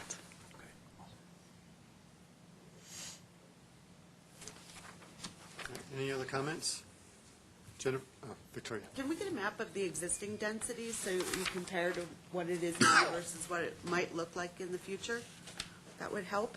Yeah, would it be useful for you? I know there was some issue with the KMZs maybe, but it is really, I found it to be really helpful because you can click layers on and off and toggle back and forth and say, oh, this TAS went from red to orange kind of thing. So are you all able to use them? Or No. Okay, so maybe we can share shape files with That would be you awesome. all. So just kind of group consensus. The density is one way of looking at it. So next time, what else would you like to see? Because we're going to talk about this again in a month. Comparing to base year, that's one thing. Would you like to see the percentage change or the number change, or is the density good? I know one of the things we talked about as we were reviewing these initially was we were looking at a smaller range of densities. And so then when we get the maps, we have 7 categories that we're kind of dealing with, 3 on the residential. So is it possible that we could just kind of adjust that to be more reflective of that initial, those initial density ranges? So are you wanting to see more ranges on the residential side? Is that what you're asking for? Yeah, because a lot of the growth on the county, and I don't want to get too deep into that particular issue right now, but a lot of our growth, it's like on the fringe of some of those ranges, and so it's easier for the model, I'm assuming the model, to put it in a lower range when it's actually been within a higher range. Yeah, I mean, we can definitely create a few more categories. Only a few less categories, because I think we were looking at 3 initially when we were talking about like the residential densities. I think we were talking about one was the less than 1, and then the 1 to 5, and then 5 to 10, and then 10 and beyond. And then when we actually got it, we have less than 1, 1 to 2, 2 to 5, 5 to 10, 10 to 15. And so I thought we were going to make those fewer instead of more. Yeah, I mean, this was just a way to see more changes, and it's sort of loosely based on the zoning classifications. So, you know, the 5 and the 10 and the 15 are sort of our breakouts. I mean, do you just think it would be easier to look at if there were fewer colors? We didn't really want to lose Especially detail. on the lower density ones. Mhm. Because really, I mean, the lower density is mainly going to be your counties. Mhm. So you're saying, And so within that, you're kind of bifurcating so many different ways that it may not be reflective of those areas that aren't predominantly urban areas that have those high densities. so maybe we can collapse kind of 1 to 5. You're saying it doesn't really matter that much if it's 2 or 3? Maybe, Right. yeah. Okay. We can do that. But also, let's have some kind of discussion on how that actually works, so that it's something meaningful and not just Okay. you traded one for another and it kind of sells the same results. Yeah, I'll follow up with you because that's, like you said, that's largely a kind of a county issue, but. Carl, do you have a comment? Yes, sure. You can come up here. Wait a minute, let me straighten up a little bit. Carl Schulder, does it work? Push the button. Now it does. Carl Schiller with City Planning. From prior experience, the KMZs are very helpful, especially if they're tied to a Google Air Photo. And specifically, this is how many dwelling units we had in the base year. This is how many we have at the end of the forecast period. And then how many jobs we have in the base year. In the city, that's enough for us to look at because the densities don't matter as much. We can tell, you know, does that number make sense? Is it possible? You know, is it plausible? And hopefully, I'm hoping most of the results will suggest that that all is plausible. And then we can focus on those few TAZs where it just doesn't seem right. It's either too high or too low, and tell you that. That's, from our experience, that's what works the best for us.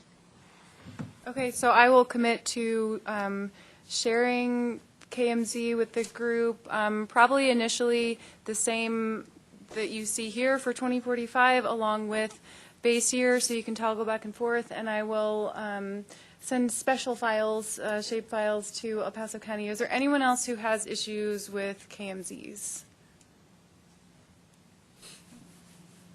Or Google Earth in general? Okay. I might, but I have a comment about the requested change. We thought if we're doing 1 to 2 units, resident units per acre, those are half-acre lots, right? But if we Yeah. combine that with up to 5 units per acre, that's like an 8,000 square foot lot, which is a little bit more typical to our suburban development, but I don't think county has any that small. Well, Oh, yes, we do. Yeah, we do. Yeah, Oh, yeah. because in the county, we basically, it's either 2.5, 5, and 35 in the rural areas. Other than that, it's 6,000, 7,000, Okay. 8,000 within the PUDs. And so, it kind of, So then it's apples to apples. yeah. You have to leave pretty soon, don't you? I mean, I'm happy to include 10 categories or 5 whatever you all want to see. But then we are still combining half-acre lots with our Yeah. suburban. Well, for our purposes, half acre really kind of is suburban. Don't you have to be I mean, there? it's not Pick up your child or something. akin to at a urban, certain but time. we don't see a lot of half acre lots being created. Those are more sort of legacies in the county. And so, again, our thought was when we discussed Take your child to doing those density ranges to be able to capture the cutoffs for, you know, what the county considers multifamily and what the city may consider multifamily might be two different things. So I thought we had established those ranges so that it's able to accommodate everyone and not just one scenario, but because all of our density ranges have some slight variations in them. And so I just want to make sure, because that's what we initially had looked at when we started the exercise, and then now we're kind of seeing many more categories, and so it's just, and maybe we need to have an additional discussion on it. Yeah, I mean, so if I didn't make it clear before, the whole combining zoning classifications for the entire region was very challenging, and we have a very diverse region, and so a lot of compromises have to go into this, as with everything else we do. So, I mean, yeah, I'll follow up with you all and maybe run it by not just Colorado Springs, but discuss with others to make sure that we're representing it in a way that's meaningful enough for everyone. That's the part, because I don't want us to say, I want our 8,000 lots and your 8,000 lots to be decipherable from a half-acre lot. Right. We don't have that. Right. So to me, that's something that we should be able to visually identify that difference. Yeah, I mean, we can break it down in any way. These are maps that Tom created, actually, so it's not automatic output from the program. So I can ask him to do 1 to 3 or 1 to 8 or, whatever's going to be useful for everybody. So we'll follow up on that, too. It seems to me that in a lot of the scenarios, the Falcon area isn't really getting the growth that we're seeing there. And I'm thinking that maybe the mask needs to be changed from incorporated and unincorporated, because we've sort of defined infill as the urbanized urban areas. So shouldn't the masks be consistent with how we've defined infill rather than just it's unincorporated? All right. Yeah, so one thing we can do, so the infill scenario was pretty strictly limited to the incorporated areas, because that's kind of how the scenario was described. But the new center scenario has a lot more flexibility, so we can definitely cut additional holes in the new center's mask in the Falcon area if that makes sense. We just need a systematic way to do it. So if you have input about specific areas, Taz's will mark up a map. Maybe we can have a separate meeting about it. Like I described, we started with those incorporated areas, CDPs, and sorry for all the acronyms, and PUDs. But we can do more if this isn't looking right. Yeah, the Falcon area is not looking right, like our Lorson area down south, and the Cimarron, not just Cimarron, but where we just did Mesa Ridge Parkway. Oh, yeah. That stuff is just booming and highly urban. Widefield, yeah. It didn't look like Falcon or Fountain from what Brandy told me, and she just had to leave early, but it didn't look like she was getting some of even her existing. So you might want to follow up with her and ask her, because I know she had input. But even on the infill scenario, the mask shouldn't be jurisdictional. It should be urban and urbanizing.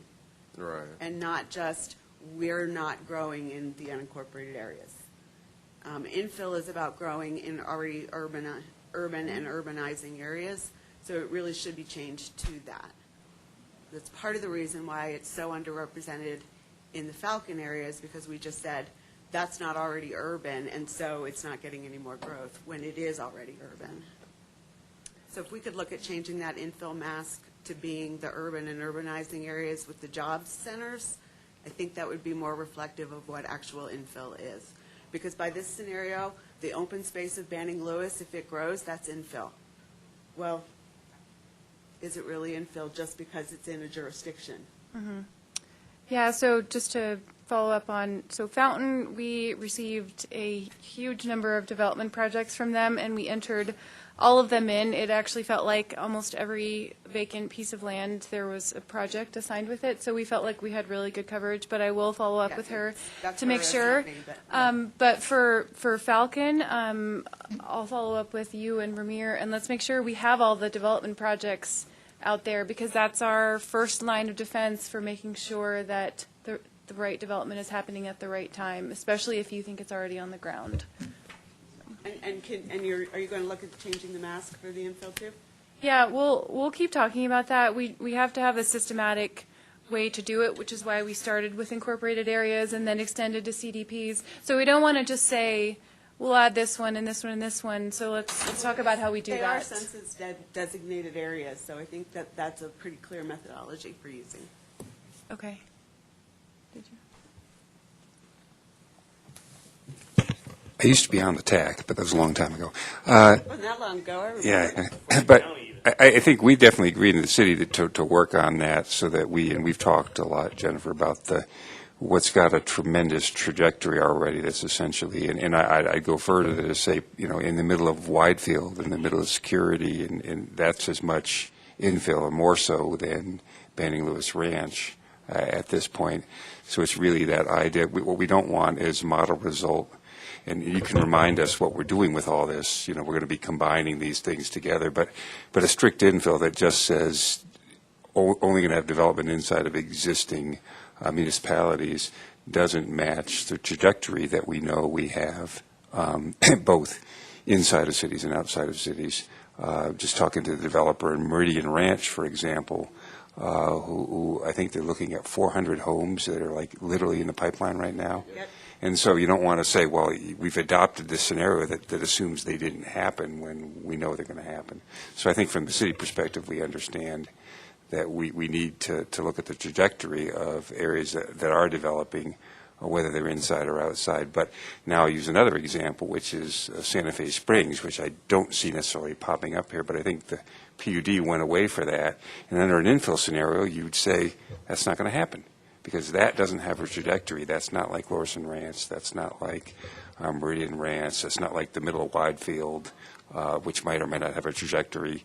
There's actually a development coming in right. there. Yeah, or the middle of Security or Cimarron Hills or whatever. So infill, I think, it needs to be refined a little bit, not just you're in a city or you're out of a city. I think it needs to be refined to, are you within an urbanizing area, or are you on the edge or not even on the edge? That's our 2 cents. Yes, thank That you. was very county. So Jennifer, I just have, I'm sorry. so Jennifer, that kind of leads back to my original question of who do we talk to? What do we say? Did we miss something in sharing it with you? Because it sounds like we have missed some opportunities to ensure that we're giving you the most accurate current information. Well, I wouldn't say you've missed opportunities, because that's part of the reason that we're here in April and not just bringing it once in no, right on. June Well, or July. So absolutely. So I think now is the opportunity to follow up on how we systematically refine the infill mask. So we had to start with something. I didn't want to say, this feels good to me. I wanted to say this is an existing designated boundary that we're going to start with. And just to be clear, so any development projects that are input, so things that are in the pipeline, recently on the ground, speculative in a few years, the mask does not affect those. It doesn't say, you put a mask here, so I'm not going to build Meridian Ranch. What it would do is prevent that from growing further in the future the way maybe it should. And of course, we don't want that, so. I have one more quick thing to add to something Anton said earlier, because in your presentation earlier and in the write-up, it says that we consulted with, or this was taken to some of the market or financial professionals in the community. What kind of concerns me a little bit with how some of the results were turning out, because we track the building permit activity for new residential construction, and consistently for the last 4 years, maybe 4 to 5 years, the county, when you compare the county numbers with the city numbers, we're normally about 65 to anywhere from 65 to 80%. In the last few years, we've been closer to 80% of the new construction numbers for single-family dwellings that the city has. And so it's kind of trying to understand how that works.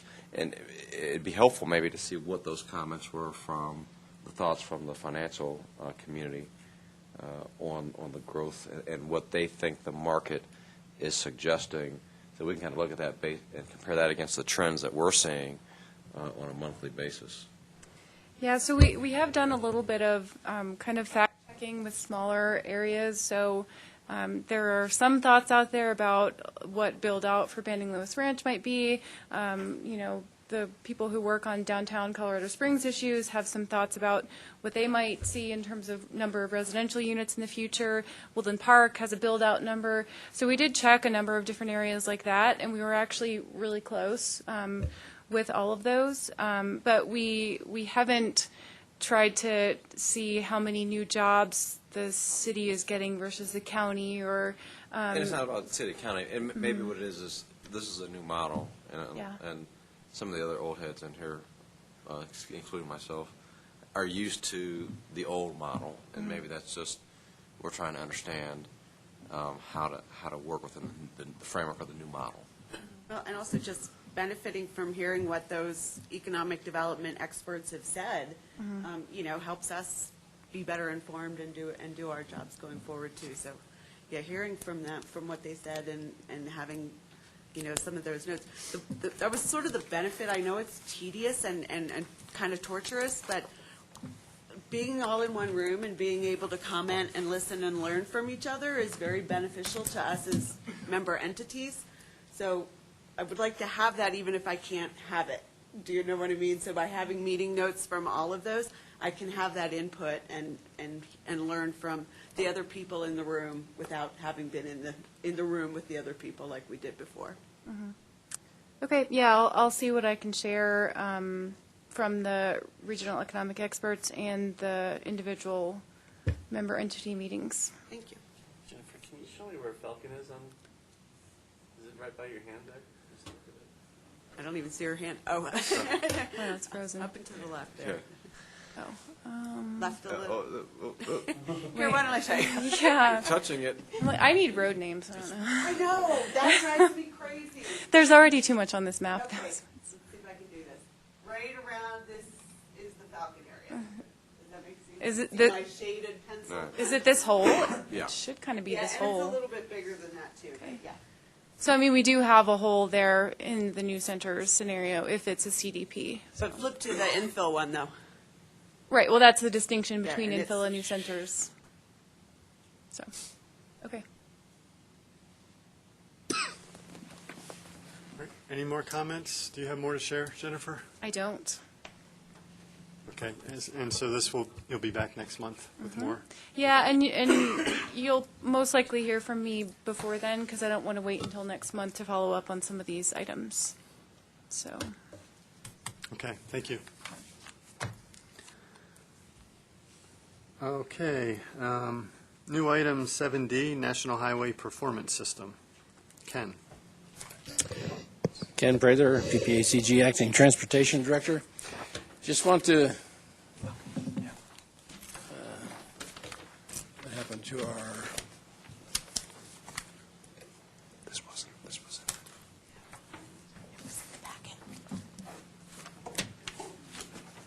Jessica, do we have one of these as our packet? Oh, I see it now. Let me come up there. Is that it? Okay. Find it? Got it, thank you. I want to introduce you to the concept of performance measurement targets. MAP 21 and the FAST Act require the development of performance measures, and we've talked about it for a while. Remember last fall, we adopted CDOT's safety target as the PPACG safety target. Well, now it's time to adopt the rest of the performance measures. And we'll be talking about this for the next 6 months as we develop our own. So we've already adopted safety. Now we have to adopt infrastructure condition, that's pavement and bridges. CDOT has to do it no later than May 20 of next month. Then we have to adopt it by November 15th. And again, we can adopt CDOT's or we can develop our own. So there is one is infrastructure condition, the other is system performance that includes system reliability, freight, and CMAQ benefits. The targets each has a different safety targets, and performance is on an annual basis. You can see here that the 2- and 4-year targets for infrastructure condition and system performance. So you got to have a 2-year target and a 4-year target. For pavement condition, CDOT is using a drivability life parameter that they're using now. The national performance pavement condition uses pretty much the same thing, except under their definition of good, fair, poor, you can have two faults, two things, rutting and cracking, that don't make it under, to be unsatisfactory, to be poor. Under CDOT, they're more strict, and they say if you fail one, then you become unsatisfactory. So we can adopt CDOT's, or we can develop our own. I know we have had discussion here about whether we want to use IRI. Well, that's what the national standard is based on, and development. There's lots of different ways of measuring, as Victoria has brought up, the structure of a road, not just the surface of the road and the surface roughness, pavement condition, but many other ways of measuring it for surface structure. So CDOT, you can't read this, and I can't either, but I think it's 85%. It's in your packet, and you can read it. So, they're at 44% good, and they've got a 2-year and a 4-year target here. And here's where their poor roads are and what they want to do it. And there is an interstate system that has to be reported, and then the non-interstate system. So two different targets for interstate and non-interstate. So here's the non-interstate. Similar concept. Bridge condition. NHS roads, NHS bridges by deck area, and then percentage of NHS bridges by deck area and poor. So good and poor. And you can see that right now CDOT is about 43% there, if that's what this says. And here's their goal, that they don't want to drop below that. Travel time reliability. There are, again, interstate travel, non-interstate travel. There's a morning, a midday, an evening for weekdays, and then on weekends, it's an all-day, 6 a.m. to 8 p.m. And if you were to fail the calculations on any one of that times, then that segment fails and doesn't meet the condition for satisfactory measurement. I think we can get most of this data off of the INREX material. It's just a matter of getting on the computer and calculating a lot of that. Here's the state's conditions summary, but obviously it's by road that you calculate it, but here's their grand summary. Similarly, there's for truck travel reliability, slight difference in some of the time periods here. They have an overnight category as well. And again, if that road segment were to fail any one of those times, then it just classified as unsatisfactory. Here's their statewide for all roads, starting I think in 2011 annually, and at the time this was all proposed standards. I think Transportation Commission was meeting today to vote on it. You say all roads, though, those are state roads, right? Or These are state. NHS? These are state roads. Highway system, state. Mm-hmm. Whatever that. Interstates. That's interstate. Now this is a peak hour, excessive delay, and non-SOV travel summary, but it's only Dr. Cog that has to calculate this, is my understanding. We, however, right now fall under this other target that Dr. Cog also falls under, and this is emissions reductions and measures per project for CMAQ-funded projects. Now, right now, in 2018, 2019, we have some CMAQ-funded projects. Since our plan is not going to go into effect until 2020, but we've got a project in 2018. I don't remember if anything's going to be carried over until 2019.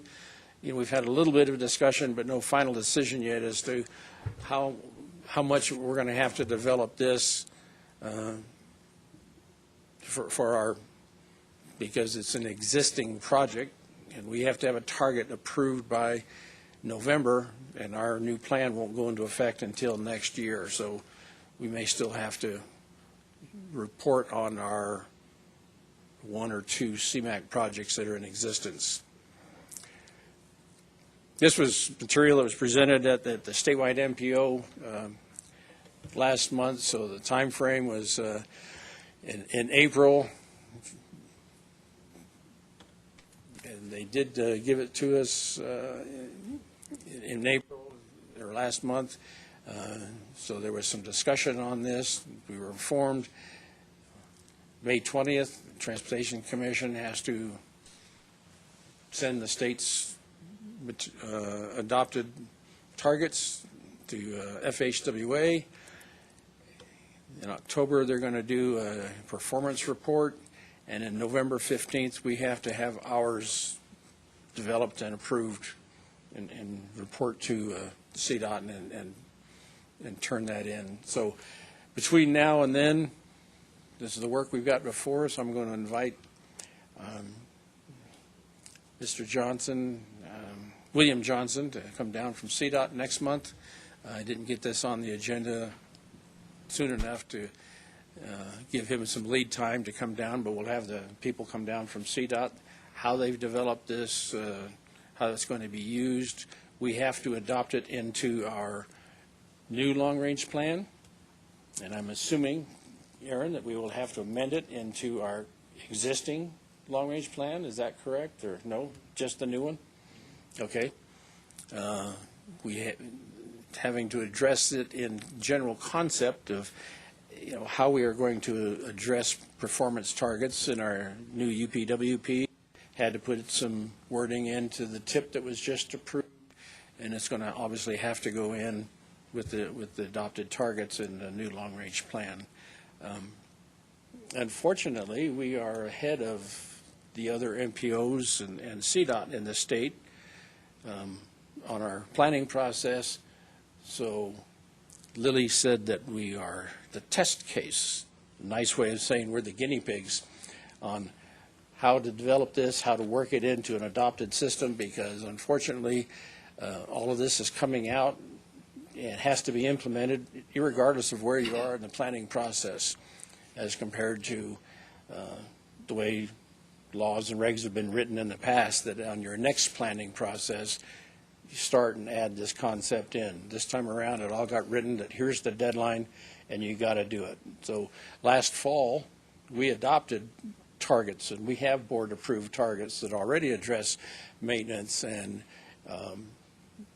congestion and some of these things, and air quality.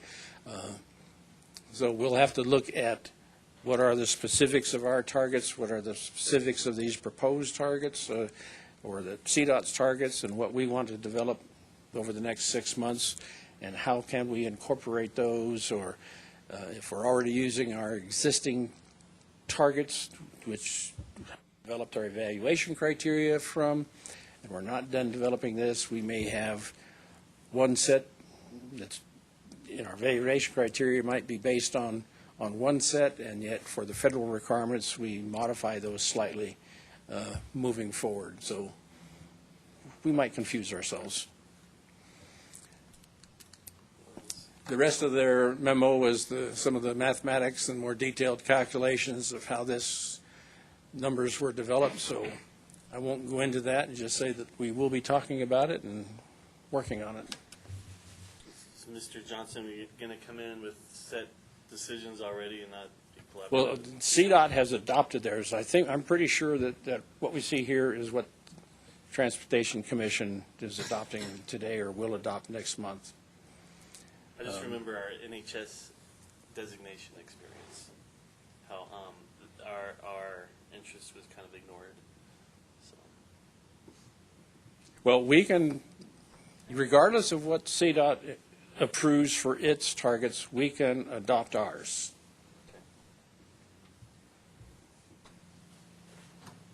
okay. All right, any questions for Ken? All right, thanks, Ken. All right, item 7E, member entity announcements. Is there anything anybody would like to share? Yeah. Yes. So Mike goes out and Stony Mountain Airport Station. Just want to let everybody know that our NORAD Road repair project has been approved. We get the authority to advertise here in the next 2 weeks. So that's a complete repaving from the 115 NORAD Road interchange all the way up to the entrance to the complex. Full depth repair and spots, new curbs and gutters, water drainage, and replacement of some of the outdated culverts that are associated with that. Great. So begin construction in either late fiscal year or by spring of next year. All right. Congratulations. Yeah, We'll that's be good. looking at the 115 Norad Road interchange, though, because that's going to stick out now after we finish repaving everything. All right, anything else from anybody? All right, I'll just share, a week from this Sunday, April 29th, we'll be implementing our spring service changes. So that includes some off-peak improvements, better frequency on the route to Manitou Springs, and also the route to Route 1 to the southeastern part of the city at Academy and Hancock. Adding service to Route 32, which serves Security and Widefield on Saturday. Currently, it doesn't have any weekend service. And then adding Sunday service on a couple other routes. Removing a long-term detour that was in place because of the Cimarron I-25 interchange project, and a fare policy change. So those will all go into effect on the 29th of this month. So, all right, anything else? Well, I'll just mention Transit Fountain is implementing a new transit route that's going directly from Fountain up to the El Paso County Service Center on Garden of the Gods, I think on Wednesday. Right. I don't know any of the details about it, but it's once a week. Yeah, that was an IGA that we revised to allow their system to come into our system because there were a lot of individuals in the southeastern part of the city and down in Fountain who would spend hours getting up to the Citizen Service Center and trying to get their needs met up there and then coming back. So it was a really long trip. So it was something that we work with Fountain to do. And yeah, it's going to be good for those people. So is that going to be an MMT route or is that a City of Fountain route? No, it's a service provided by Fountain Municipal Transit. Yeah, All right. and it's just I believe it's once or twice a week, I heard certain once. hours of the day. Yeah, yeah. So that's a good thing. Okay. All right, items for next TAC meeting. I have more work on the transit development plan, another small area forecast update, Performance management, performance management, targets. most likely a tip amendment. I'm sure there'll be a tip amendment. All right, anything else?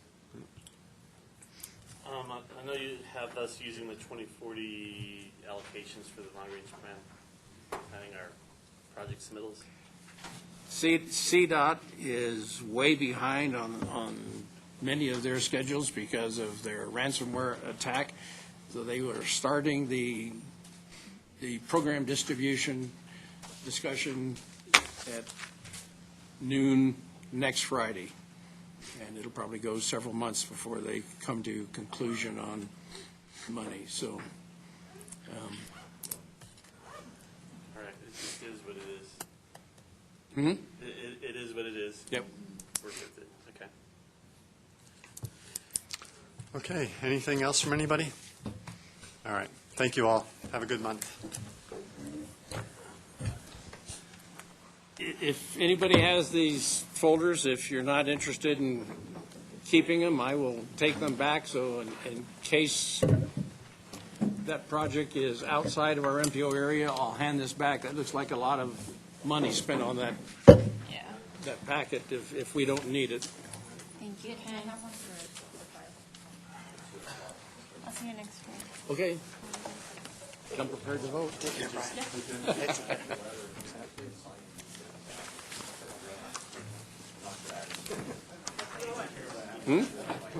Sure.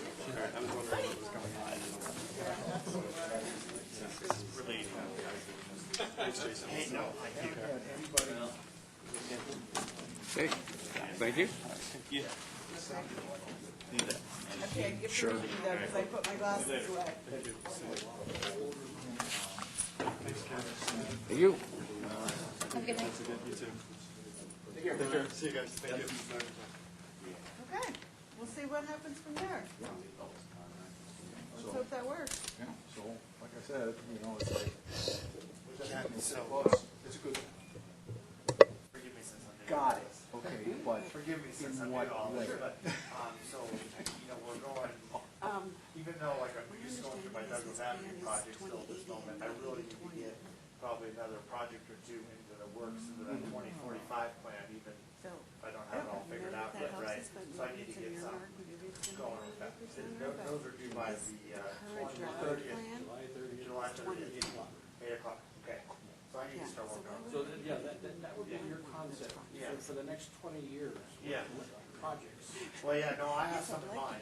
Yeah, no, I do. So there's roads around the school and stuff like that that, you know, really need some work. So, You know what, we'll Yeah, there's obviously, you know, It's like, hey, what the heck? Yep. So, it's, It's good to know though.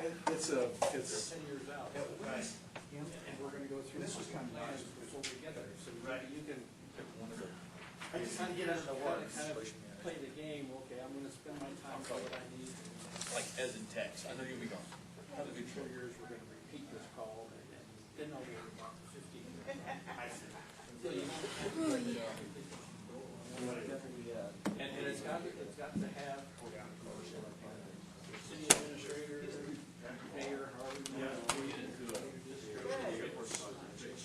It's not just my concept. It's bought off of the city because the city is going to pay the match. Right. And so this project will be included, let's say your projects get included in the plan that's approved